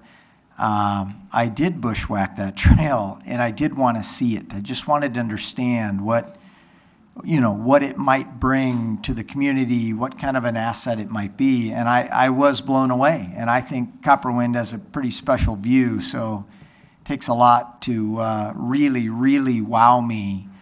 And, Copperwind Resort, as most people probably know, is spending a tremendous amount of money, making a massive investment to bring people from all over the world to our community. And we're very, very excited about it. And within our branding, the key focus, the DNA of our resort that's going to allow us to be successful is the fact that we're focused on getting people out into the Sonoran Desert and getting people out underneath the stars, those two things. So, we don't have the same craziness that downtown Scottsdale has in terms of bars and the velocity of shopping and other crazy amenities, but that's what makes us special. What we have is this Sonoran Desert, and I am 100% behind this. I think, and as a personal comment, it gives a view of Fountain Hills. Also as a board member of the Chamber of Commerce, I can use this line. It is a Chamber of Commerce view of Fountain Hills. It is absolutely staggering. So I'm 100% in support. Thank you. Any other comments? Edith Burns. Hello. Hi. I live right beside the Lake Overlook Trail, and I just had a question about this. We have people who are supposed to be hiking from dawn until dusk, and the signs, very small signs, say dawn to dusk. We have people with baby buggies at 3:48 a.m. going up and down the trail, bikes, mountain bikes, middle of the night, screaming. My question about this is, will there be any way to monitor the trail use so it's not abused? Because we're woken up many nights in the middle of the night by people with flashlights up and down the trail. So I just wonder about policing it. Thank you. Thank you. Yes. Madam Mayor, if I may, considering that this agenda item is limited to consideration of the new trail proposal, that seems like something that can be taken in consideration under call to the public, which happened earlier, and maybe something that we can take into consideration at The staff and I will be happy to look into that concern. So thank you for bringing it. Thank you very much. Any other speaker cards? No? Any other comments from council? Anybody want to make a motion? Sure. Okay, I'll make a motion. We approve the new trail proposal on the south leg of the Fountain Hills Preserve. Thank you. I'll second that motion. Thank you. All those in favor, please say aye. Aye. Thank you. Thanks so much for all your work. We really appreciate it. Next, we have an item about the Third Amendment to a purchase agreement that we have with Tanner Development for our asphalt replacement. And Grady, I see Director Weldy up there, so. Yes, I'm going to go ahead and just make some remarks before he gets into his presentation. Mayor and Council, you recall back on March 19th, we had an item on the agenda. The same item was on. It was for consideration. We'll just wait a moment. Sure. Good thing we approved it. That's better, okay. So, Mayor and Council, recall back on March 19th, we had an item on the agenda for MR Tanner for the council to consider an award of a cooperative purchasing agreement in the amount of $8.5 million. Due to the concerns that both I and the council members received, I decided to pull this off and look into this matter a little bit further. In doing so, we found that there had been an overstated surplus to the tune of about $3 million more than what the fund balance actually showed. And without trying to get into a lot of explanation as to what happened, the Public Works Director, the previous fiscal year-end, had asked about, from the Finance Director, what the fund balance was. And he had been told that it was approximately $2 million, if I'm correct. And then he asked again at the beginning of the fiscal year, thinking that there was some issues and needed to know how much he was going to be able to spend this year. And basically, it went from basically a $2 million to, in his math, $5 million. But the reality was it was only $2 million. So we went back, we looked at the numbers. There's an actual budget sheet in this packet that shows that number. Actually, based on concerns that both the Vice Mayor and Councilmember Dennis Brown expressed, I met with them as well. We met with the Finance Director and did confirm that that's exactly what happened. And we have always carried a balance of some number anywhere between $595,000 to up to $3 million. So before you tonight is a $3.5 million revised contract award that we're requesting. Normally, this would be a $2.5 million contract that we'd be requesting, but we're trying to spend down the fund balance. So this would be $1 million of that $2 million additional fund balance, and then the Public Works Director will be coming back sometime next fiscal year, probably September, October, and it will be another $3.5 million. So we'll get this $2 million drawn down so we can put more of that money into the streets. With that, I'm going to go ahead and turn it over to, unless there's any other questions before I move on, I'll turn it over to the Public Works Director, who is going to give you a little bit more detail about the MR Tanner, the contract that we're talking about tonight, and then the streets that will actually be undertaken as part of this contract. And by the way, in front of you, there is a very easy to read. I believe the last time we brought this to council, it was too small to actually see on the big screen. And so we did bring this into an 11 by 17 sheet. So when he starts talking through the different street segments, he'll be able to walk you through this large section here. So with that, I'll turn it over to Mr. Weldy. Thank you, Madam Mayor, Vice Mayor, members of the council. The town manager is correct. While we were doing our math, there were some errors, and we apologize for that. We understand the communications and the other issues that came out of that, and we will do a better job in the future of preventing this type of information.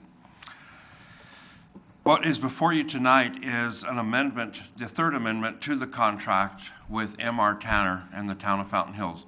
We are proposing, based on our available budget for 18-19, that we will be able to accomplish the majority of the items that will be shown in this short PowerPoint presentation. I'm going to go through the slides here, and at any time, if you have any questions related to a slide, please feel free to stop me and we can discuss them. The first slide discusses where the money comes from. The money comes from the vehicle tax the vehicle license tax, and 70% of that comes to this, and the 30% is reallocated to the general fund. 0.2% of the sales tax and the CIP fund transfer in the amount of $200,000. The remaining funding is the Highway User Revenue Fund, and that is our state shared revenue. Fund balance, and Mr. Miller touched on this. The unspent fund balance is derived primarily from prior year unfinished projects. An explanation to that is, as I come before you tonight, we are proposing to do approximately $3.5 million worth of work. We have done homework up front, and we have notified the utility companies of our intent and the locations where this will take place. The past 2 years, after we started our paving, we were notified by 2 separate utilities that they discovered that they had areas in which they needed to replace or upgrade or make changes to their facilities. As a result of that, we either delayed or did not complete all of the work that was previously shown. That is what generates some of this fund balance. Others are things that we implement throughout the current fiscal year. Examples of these cost savings include negotiating contracts and completing projects in-house. For the fiscal year 18-19, the proposed budget is $3.5 million.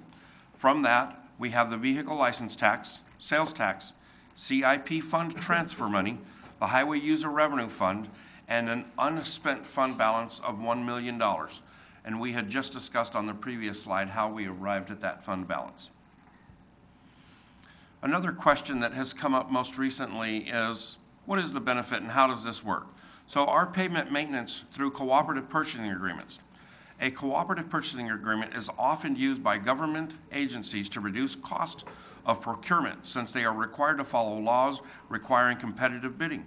Municipalities can sign an interlocal agreement or contract that allows them to legally use a contract that was procured by another governmental entity to receive lower pricing from selected suppliers. A little caveat to that is the one that we are currently using with the city of Chandler, their dollar amount annually is, well, let's just say considerably more than ours by millions of dollars. M.R. Tanner, through negotiations and the contract agreements, have agreed to extend that. And very shortly in this slide, we are going to review some of them cost comparisons. The benefits, it reduces the administrative burden. And I believe that the majority of the council members know this. However, each one of the directors independently working in the town are actually the contract administrators for all of the contracts associated with the type of work they do. And we more often than not try to secure contracts that will allow all of the other department heads and departments to use any of these contracts. It provides participating agencies an opportunity for greater efficiency and economy in acquiring goods, and the product cost savings through leveraged pricing. No cost to participate in the agencies that we currently participate with. The current cooperative purchasing agreement that we use is from the city of Chandler, and most recently in the past few weeks, there was inquiries at this podium asking this mayor and council whether or not they felt the stuff that was coming forward through cooperative use was fair and how it was arrived at that was fair. This document right here is the bid tabulation sheet from the city of Chandler that shows all of the bids received for their pavement management and maintenance. And as you will see, we are entering into an agreement with the lowest bidder during that process. The next sheet is a price comparison. These show the Chandler price and the Fountain Hills price. The mill of asphalt to 1.5 inches to 2 inches, you'll see that the Chandler price is $1.10. The town pays $1.15. A short explanation for that. The Chandler contract requires the contractor to remove the millings and store them at a site designated by them. For each one of their locations, that haul site is approximately 15 to 20 minutes away, less than 2 miles. The town does not have the ability to store these materials, nor do we have a use for them in the future. So our disposal site is approximately, 15 times further.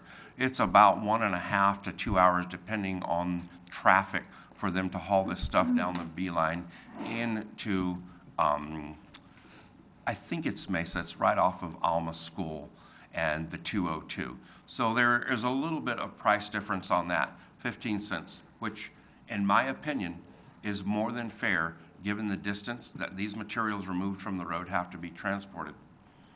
You'll note that the next item that shows a difference in cost is number 1, 2, 3. It's the 2-inch AC. Chandler currently pays $7.25 a square yard. We have a price of $6.50. The reason for that is the town stays within about a 1.5 inch, and Chandler does a full 2-inch. Where that applies and when we have an opportunity, we will certainly do that as well. The remaining fees on this are identical with little to no change, and the majority of them we simply do not use because we don't have a use for. But should we need them, the pricing is clearly locked in place. What other cooperative purchasing agreements are utilized by Fountain Hills? The state and multi-state, which is the Arizona Department of Transportation, the City of Mesa, City of Phoenix, Scottsdale, Chandler, and Goodyear. They all have cooperative use language contracts that we utilize whenever possible and practical. The payment management program, we review the payment management analysis data collected and build an annual payment maintenance project based on the priorities. The order of the priorities are arterials, collectors, and locals. The fundamentals of payment preservation is an effective payment preservation program will address payments while they are still in good condition and before the onset of serious damage. And we do that by applying a cost-effective treatment at the right time. The pavement is restored almost to its original condition. And just to be clear on that, we are currently moving forward with our pavement management, and we will be back early after the summer break with a future pavement management and maintenance program that we would be asking the mayor and council to adopt moving forward. The current system is we are utilizing the funds we have based on the data collected and the PCI that we have, pavement condition index information, to save the roads that we can save right now. And I want to be clear, there are several roads, despite the fact that we have a relatively good PCI rating overall, that simply cannot be saved at this time. And we will bring that back to you in the future with discussion as to how the mayor and council would like to address that. Preventative maintenance. And Justin, if I may, Yes, so really what we're talking about, if you move on to the next slide, is, as you see there's some ratings. This is the PCI ratings. We'll come back to you probably in September, and we'll ask you to establish what you would consider your standards to be. And we'll give you a better definition than what you see right here of what the standards are, of what you're willing to accept at the arterial, the collector, and the local street level. So, because those are then going to help us with deriving what the priorities are to undertake in the future. And so we really want to get under that before we bring back another contract next year. So, just wanted to bring that up. Yes, sir. Justin,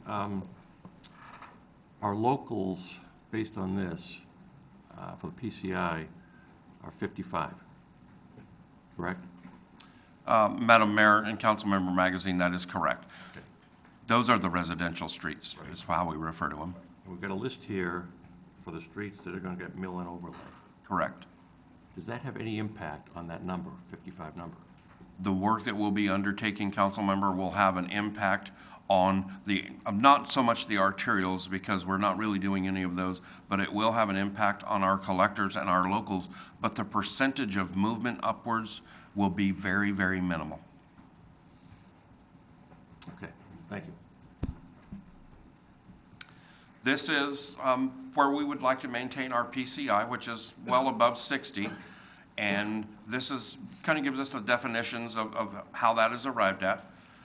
We know from our pavement data collection that our average network PCI for Fountain Hills equals 60. Arterials are by far in the best condition at 75. I would like to give a brief explanation as to why the arterials are in such good shape. Over the last several years, utilizing primarily grant money, with the exception of Saguaro, which was bond money, we have paved Shea nearly from one end to the other.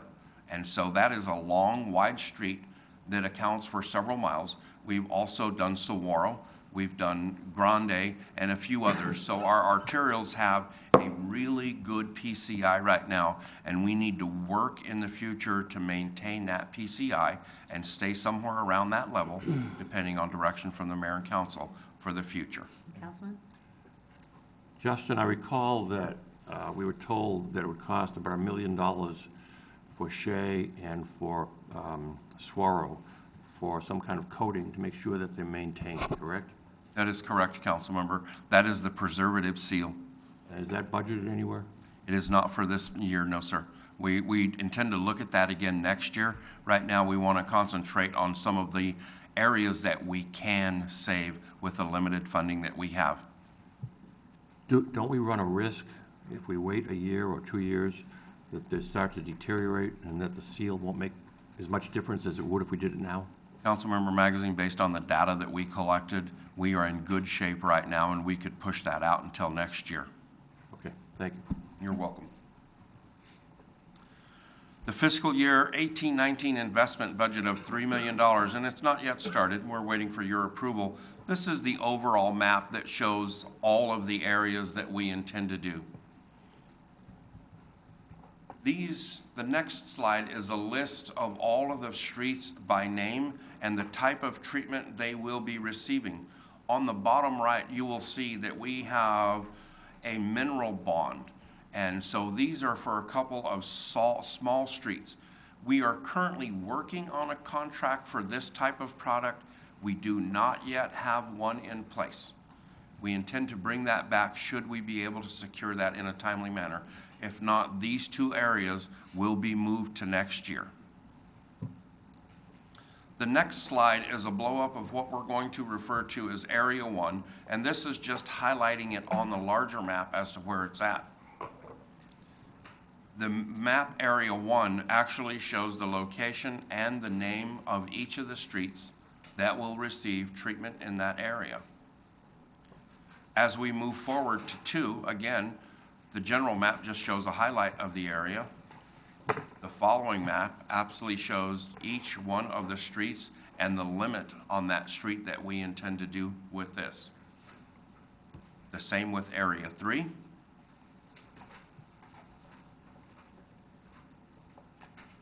And Area 4.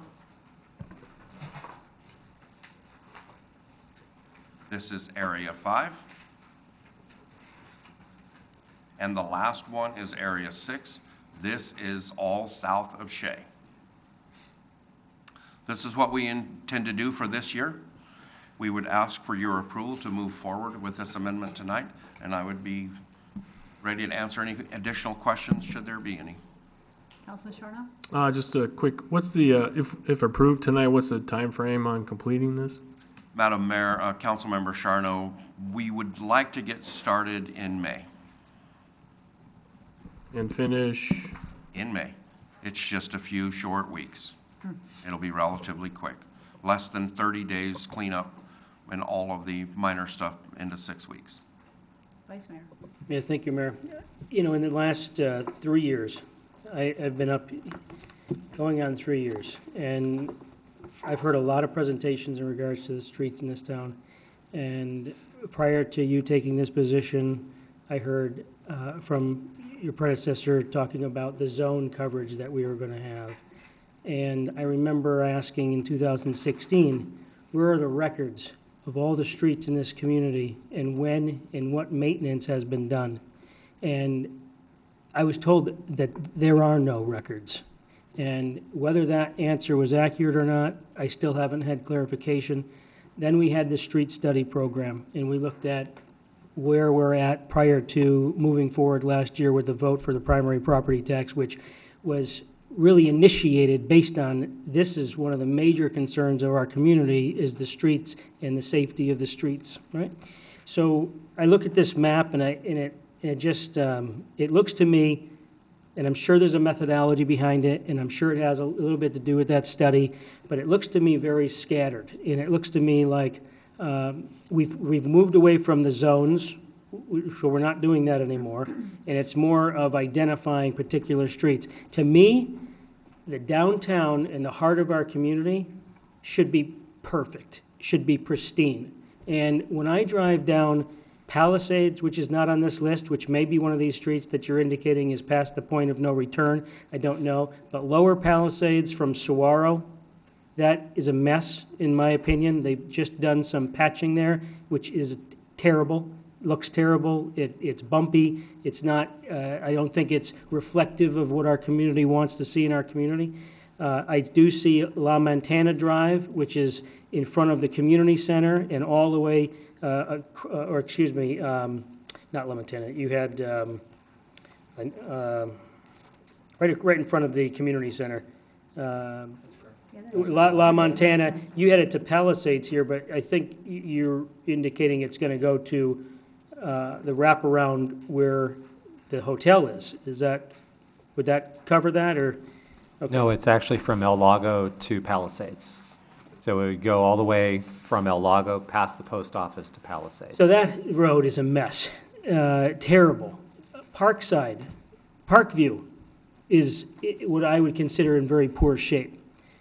I just want your opinion on those streets. I want your take on why would we not do everything we possibly can for our downtown, which is where we have the most tourism, which when people are looking at our community, they're coming downtown, they're coming to the Fountain Park. Is there any way we can make sure that all those streets are a priority? Year over year, they are a priority so that the image of our community is that it's pristine downtown. If people go off track and they start driving into the communities and maybe some of the streets, I mentioned my street's not bad. There's grass growing in the street, but it's not bad. You told me you'd send some people over to weed whack it. All kidding aside, it's in decent shape. There are some cracks, but I'm not so concerned about that, my street, as I am the heart of our community, which builds the infrastructure that encourages people to invest in our community. So, long-winded, but you understand where I'm coming from. That is the image of our community, is that downtown. So are they going to be taken care of, and is there any way they can be taken care of in this fiscal year? Madam Mayor, Vice Mayor Toles, we're going to go back to the beginning of your statement there. To my knowledge, the former Public Works Director did provide that information that was requested in regards to the street maintenance and what had or had not been done. There's certainly a folder that we have that contains that information, and so I'm honestly surprised that that wasn't provided. But we will provide you what we have. The record keeping prior to that is, there are some challenges to it, let's just say. Secondly, the entire community is important in regards to pavement management. The downtown area is included in that. We are challenged here by limited funding. We have limited funding, and so what we intend to do and we are asking for guidance on is to use the limited funding we have at this time to save the streets that we can save. Some of those include, like you mentioned, La Montana, and we will have some discussion about that shortly. However, we simply do not have adequate funding to just concentrate in one location, and there are areas like Palisades and Parkview. There are sections of it that simply cannot be saved. And so if we go in and we do maintenance on a short section that can be saved, but we do nothing on the remaining section, there's a considerable amount of criticism at staff and elected officials and management when we do that piecework. And that's kind of the zone approach that we had in the very beginning of the, when the town was young. It was on a 7-year rotation, and we now know that that process simply did not work because we were not getting to the streets that needed work at the proper time. The maps that we prepared for you all have different ages.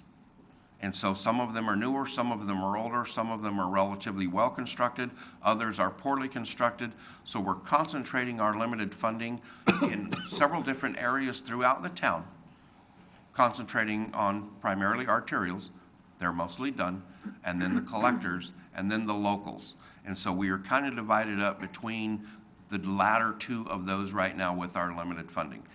When we come back to the mayor and council in the very near future, we will be asking for direction for an adopted pavement management and maintenance plan. And as part of that, we will provide to you the options and the optimum PCI that we believe is right and the locations where we could apply it, again, with the limited funding. So I do understand that the downtown core and the Shea Corridor and other locations around our amenities are important, but to us, the entire community is important, and all of it deserves our attention to the best of our ability. Mayor, thank you. Thank you for your response. I want to clarify, yes, the entire community is very important, but what's really critical in my mind is that when we have businesses and we have people that are coming to our community to invest, that we want to make sure that the downtown is pristine and that when they put their money in and we start to have some businesses to start relocating here and it starts to create more sales tax revenues, starts to create more population, all of these issues that are revenue sensitive start to solve themselves in the long term. So it's just important to me that we take care of the heart of our community and that is a priority. Councilman? I agree with Councilman Tullis that the downtown is very important. But I would guess that 95% of our citizens don't live downtown. And if you asked our citizens, would they rather spend the money on pavement of their local streets, which are a mess, or downtown, I think I know how it would come out. So I think we have to be careful about how we allocate our resources. The downtown, in my view, is not in bad shape. But there are streets throughout this town that are. And I think, I understand the process we're going through. But I'd rather put my money on, if we're gonna appropriate money, apportion money, I'd rather put it on the local streets than downtown. The second thing I want to mention is that, and I want to go back to sealing of Saguaro and Shea. I went over a list with Craig before the meeting of a lot of the items that have been deferred in the budget. And it goes all the way out to like 2044 as to when we might be able to spend some money on some of these things. Is sealing those roads in here anywhere, do you know? Or would it come under a different category? Madam Mayor, Councilmember Magazine, indeed, Shea and Saguaro, and some other locations, including Grande and El Pueblo, those we are most likely going to do next year. And in this case, we're going to do a visual inspection, and then we're going to go back and look at the PCI that we have now, and then we'll be able to go back and collect a little bit of data. But right now, we intend to bring that forward based on our observations for next fiscal year, which is the 19-20 fiscal year, which will be included in that budget. Thank you. And if I may, Councilmember Magazine, the list I believe that you reviewed with the finance director was our capital facilities replacement fund, which we did a study about probably 4 or 5 years ago. And I believe it totals about $18 million, and it does go out, I think, like, almost 20 years. There are a number of items that have been identified when it's appropriate to undertake those. A lot of the items that you mentioned in the early years have been deferred or pushed back just because the funding just has not been available. And to properly fund the items that are in that listing, when that was approved by council, was about $1 million a year. Since we haven't been able to maintain that level of funding, we're probably at some point we'd have to jumpstart it with maybe a couple $1 million and then maintain $1 million thereafter. So. Thank you. Yes, Councilman. Thank you, Madam Mayor. A couple of things. Since you and I share the pleasure of being the social media piñata in Fountain Hills with our comments, I think it's important to note that this $2 million difference is a big deal, and it's going to be blown up by everyone. You personally did not get that number wrong, correct? Madam Mayor, Councilmember Spellage, initially I did not know, however, but I did not backtrack myself and I included it in my figures. So I am responsible for providing the inaccurate information. But the number comes from finance. The finance number, or the finance department did provide the number at my request. When reading the pavement study, by the way, I welcome anybody to read it if they never took microbiology in college. The pavement study ranks with microbiology books. I think it's important to note that from what I got from the pavement study, it reflects the need, but not the urgency for the streets. Is that correct? That is correct, Councilmember. Also,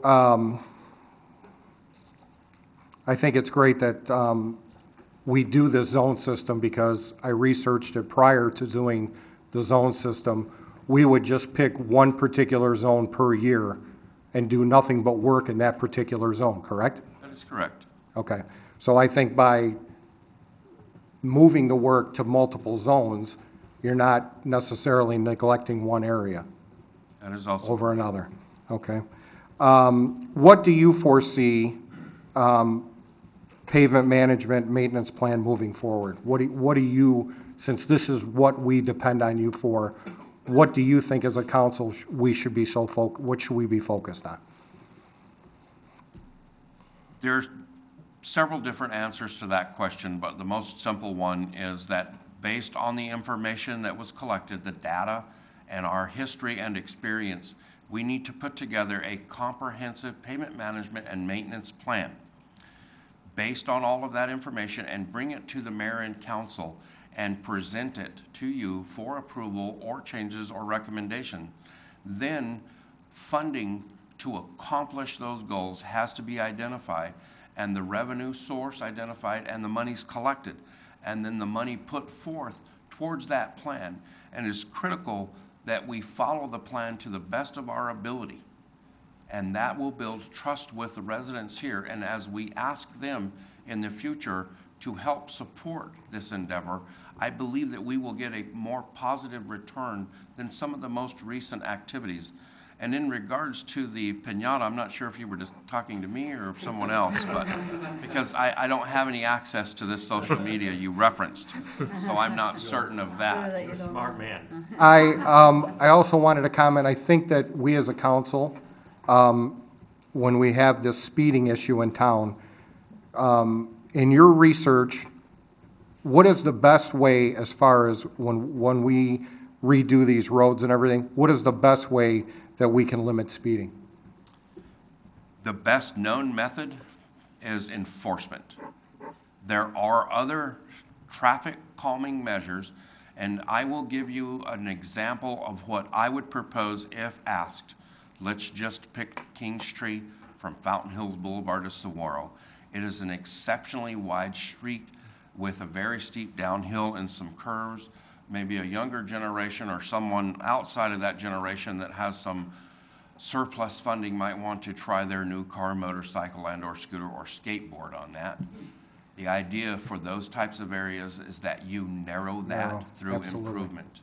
And narrowing the roads and adding improvements, including landscape, medians. There are several different type of improvements or improvements you could make that are proven through engineering studies to reduce speeds.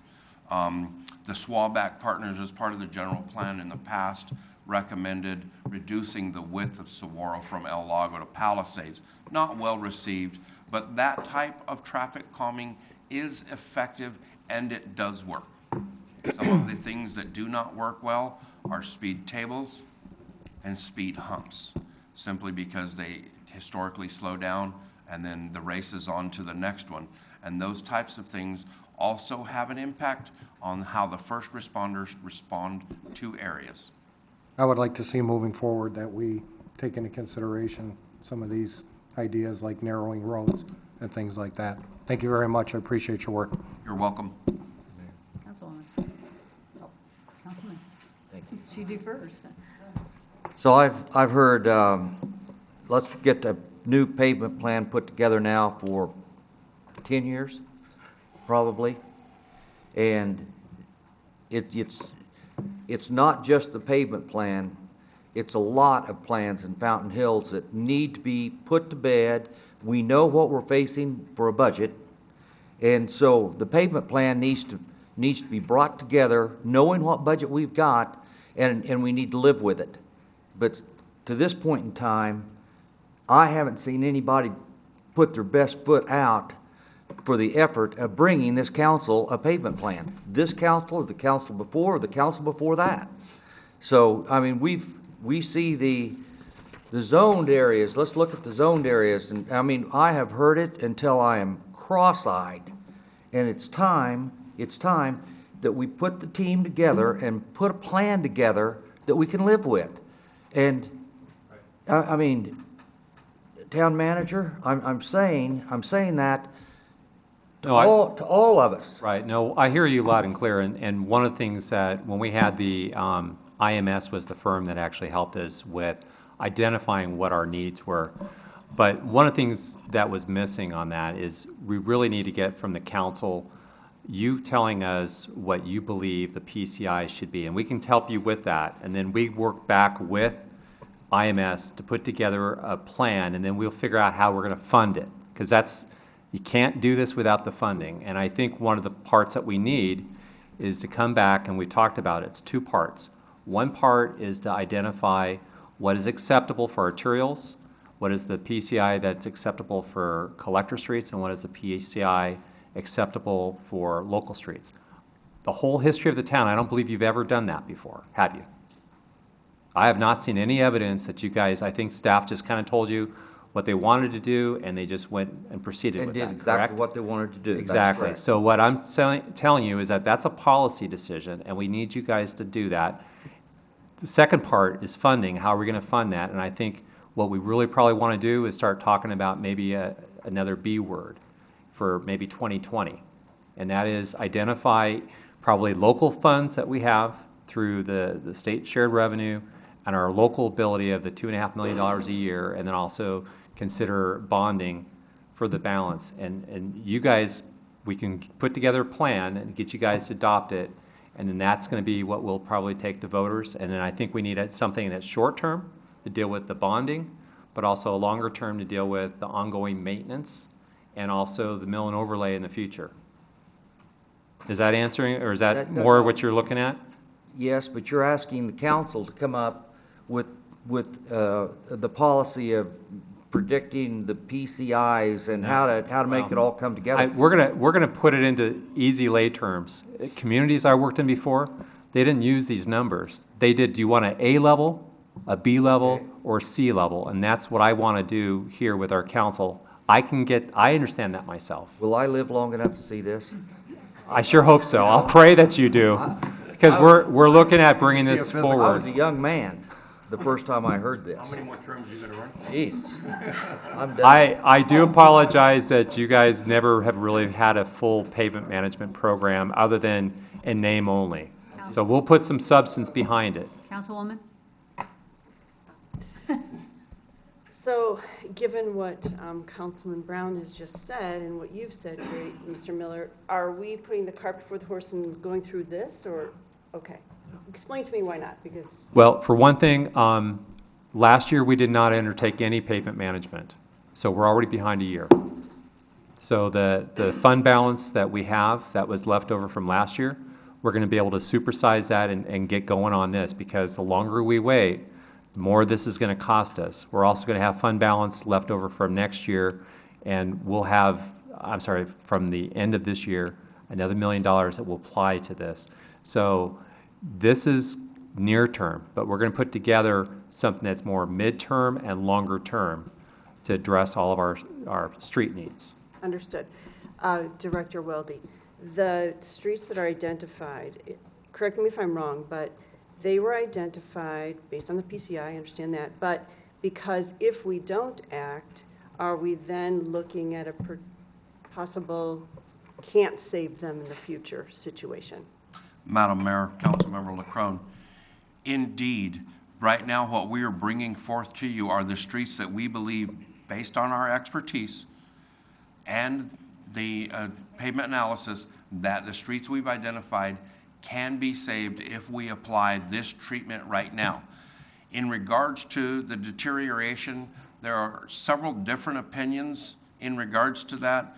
A much older study does not match our study in regards to the curve data as to the level of deterioration, but primarily what has the biggest effect is rain. Whenever, because the roads are relatively old, we're a hillside community, what water doesn't run off enters into the pavement sections, and it creates what we're seeing now, which are the potholes that the Vice Mayor noted.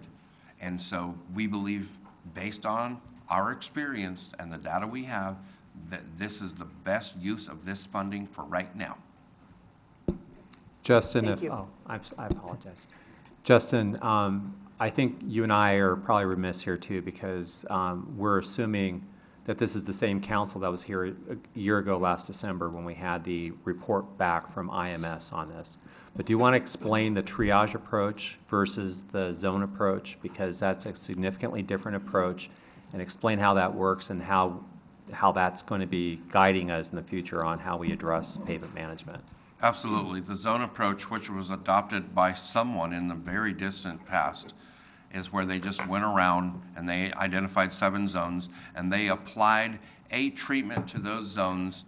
And unfortunately, what we discovered with the previous Public Works Director is that for any particular zone on any particular year, if they ran out of funding and they did not finish it, they did not come back to it for 7 years. Having said that, as a result of that approach, we have several areas that are deteriorated more than other ones. So what we intend to do, and the approach now with this study, is the triage and or to stop the bleeding. So we have a couple of small wounds. If we can go in now and patch those wounds up and stitch them up, we have an opportunity to save a limb, for lack of a better description, which is the triage approach. For the ones that are beyond that can a Band-Aid stitches or some other minor medication won't work, we simply cannot focus this limited funding on those streets at this time, and not only my opinion, but the opinion of the people that collected the data.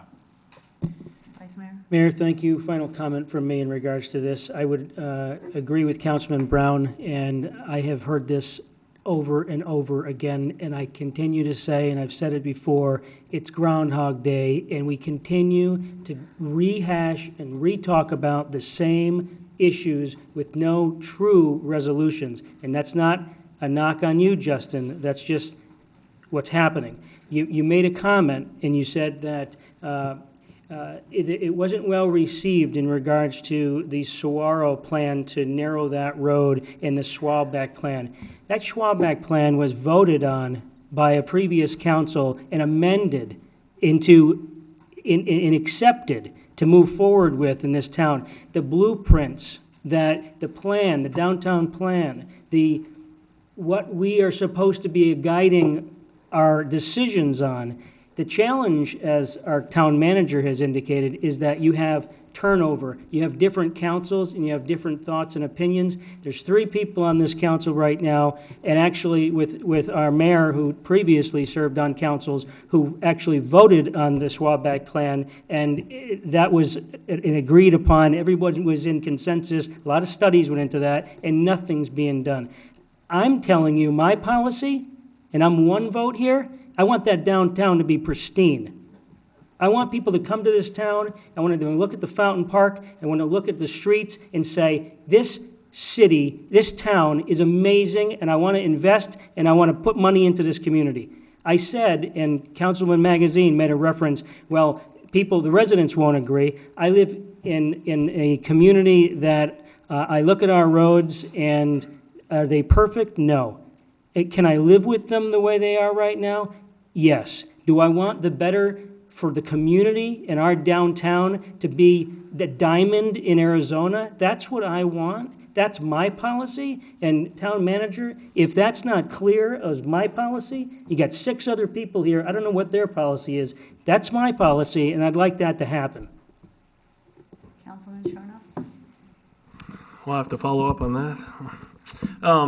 No, I just think in light of all these discussions up here, tend to disagree a little bit with Councilman Spellage. I too read through the pavement report before we had the initial discussion several weeks ago on revenue options. And I did see a sense of urgency in that report, not an emergency, but I sensed an urgency, and I sense an urgency up here among the council members to do more, obviously, than just $3.5 million. And you know, we're going to obviously debate some more our priorities on where to spend that money, but I think there is an urgency in terms of financing this and getting a plan in place and following through with it. And along Councilwoman LaCrone's questioning, so these streets were picked in terms of from the PCI study, their condition, and we can save these. I mean, I just remember when we were still doing zones and the town moved into, say, the Four Peaks area and ran into a lot of issues with the base and the foundation, and there was just a lot more work that had to be done as far as removal and replacement as opposed to just mill and overlay. I just want to make sure we don't run into that again with this program that you're proposing for May. Okay, so I have, like, So do you did- want to hear that answer? Yeah. Madam Mayor, Councilmember Shona, so that's a question, a statement with ending in a question. Based on our assessment, and I recognize what you're discussing, so the challenge back then was at the base, and we had some areas of clay and water saturation. Based on our knowledge moving forward here, we do not anticipate encountering any of those types of situations. There are areas, and we have identified them to some extent, that this type of treatment, which is mill and overlay, simply will not work. It'll have to be fully reconstructed. And then just for clarification, so this was a question the mayor had previously before this meeting.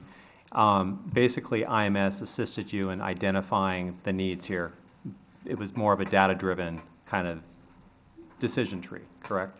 That is correct. In fact, we pay them to host the software and the data, and whenever we reach out to them, we ask them to provide us a segment and a project based on the funding available.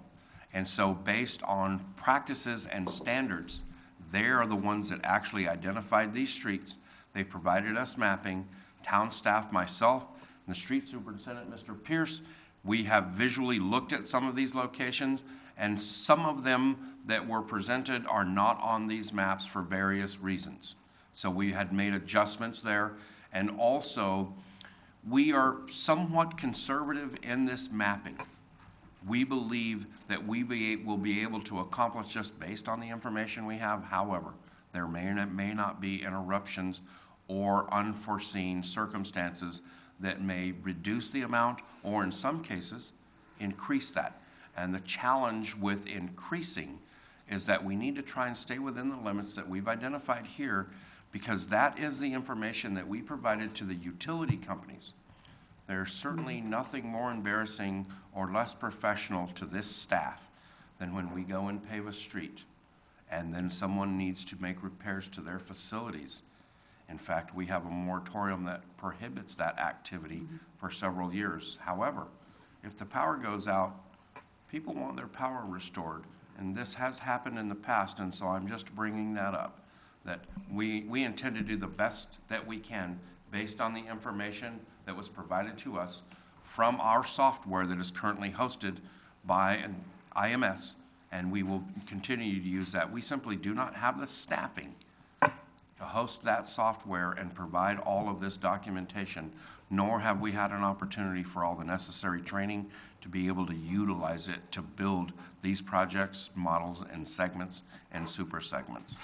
Exactly, and that, you know, everybody knows this entire discussion is driven on cost, revenue, funding.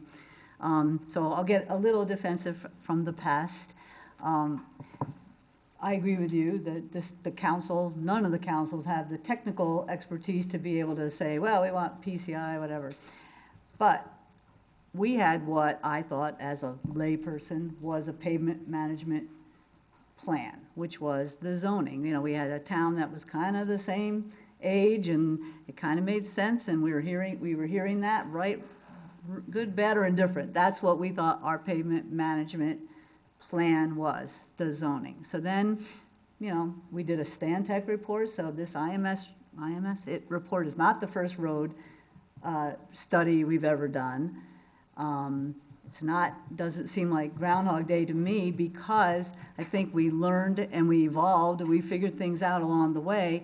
The Stantec report is different from the IMS report, which was so affected by weather and all of these other things and age. So now we have this great data-driven information that came from the IMS report, and I think our pavement management plan, at least in a general sense, is the triage way. I mean, we heard the man say it when he presented this in, what was it, April, whatever, 2017, 18, said, you have to let some streets go, you have to fix the streets that you can.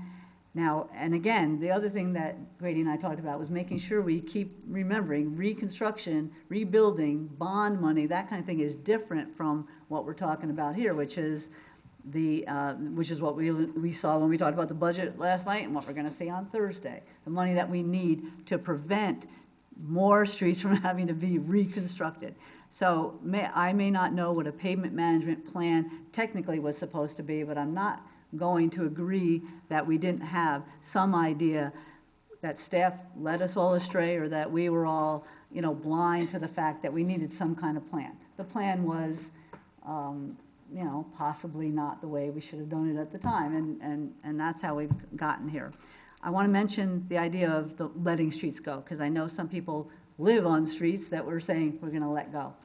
That doesn't mean there'll be any safety issues. We just had somebody talk to us, and her street is not on here, but, you know, a piece of pavement, you know, kicked up, hit a car, and these things are people on bikes. They all have different degrees of needing to be patched, and we will continue to do that. If something is not on here, it doesn't mean we're going to allow any unsafe circumstances. The best that we can, you know, if we're catching up with something, we don't know what's going to happen, but we're not going to neglect that.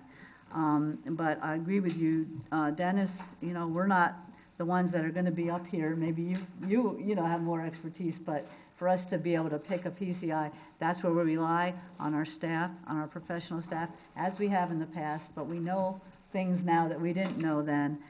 And I'm ready, if you are, to make a motion, or have somebody make a motion on this item, if you are.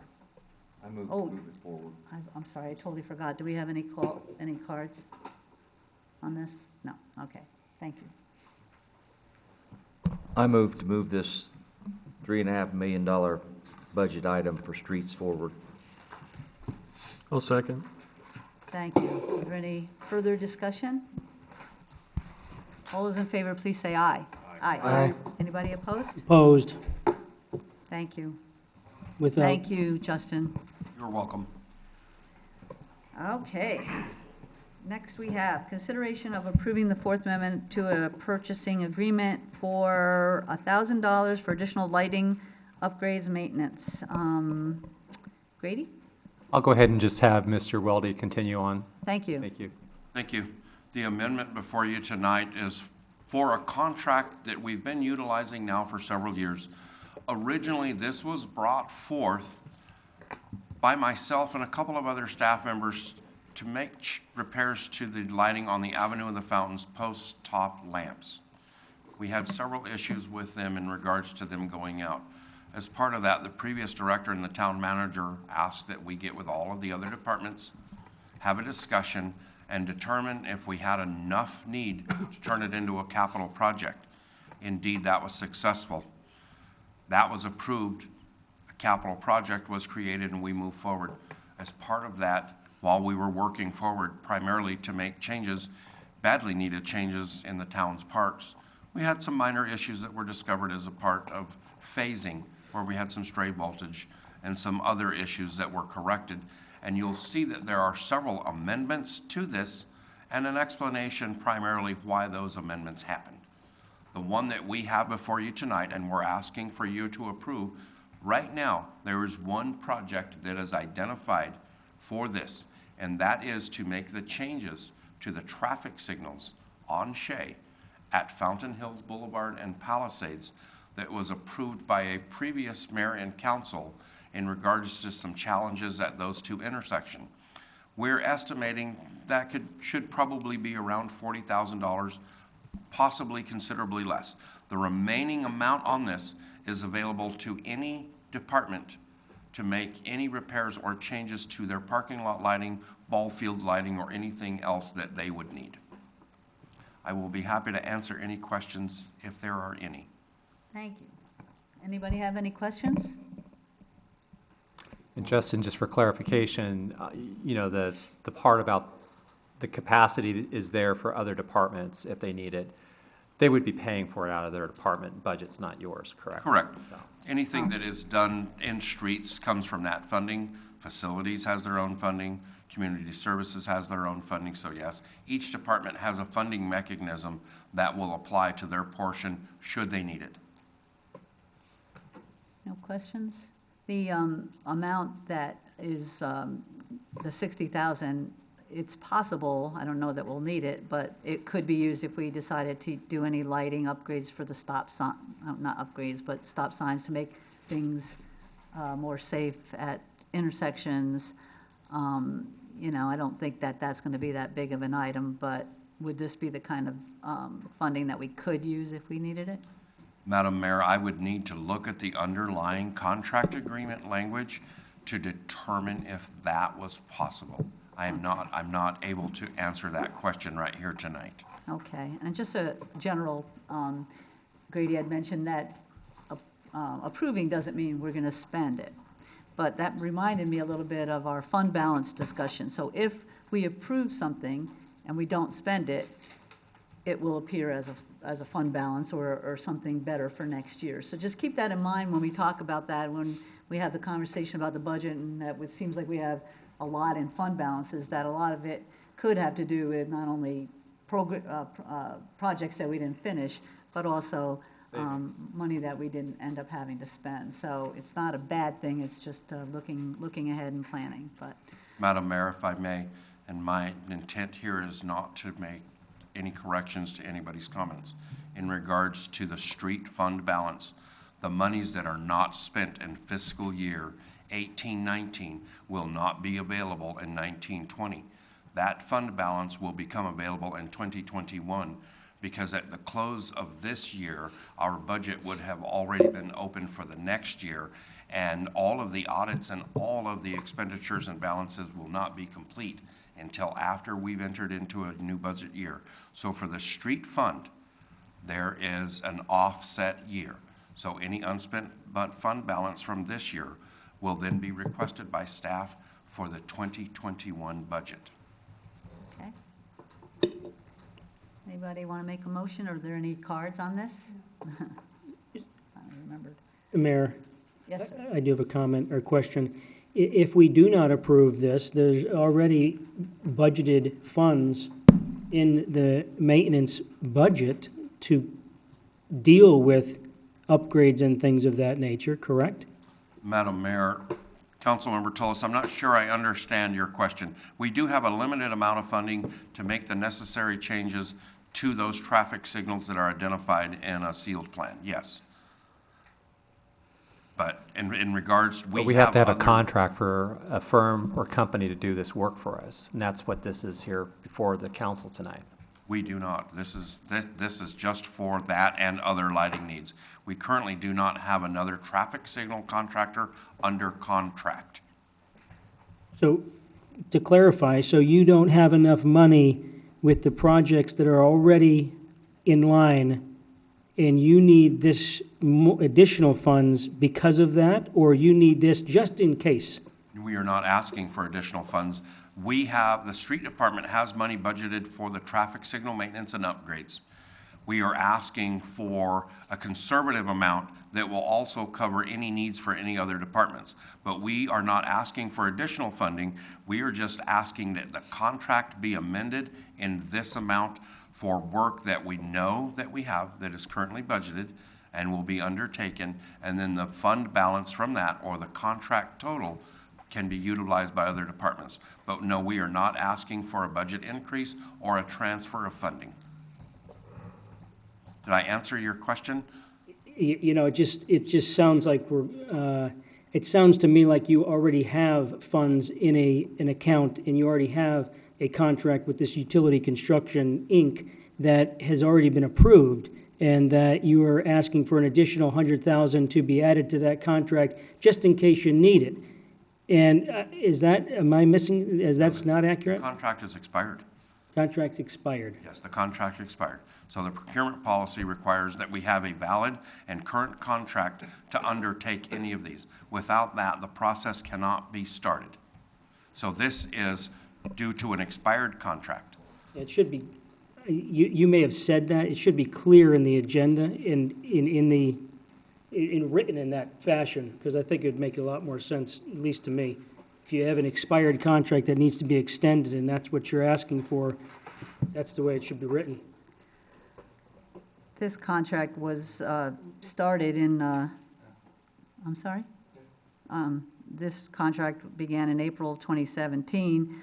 $12,000 was added in May of 2017. $10,000 was added in September of 2017. So this is not anything different. It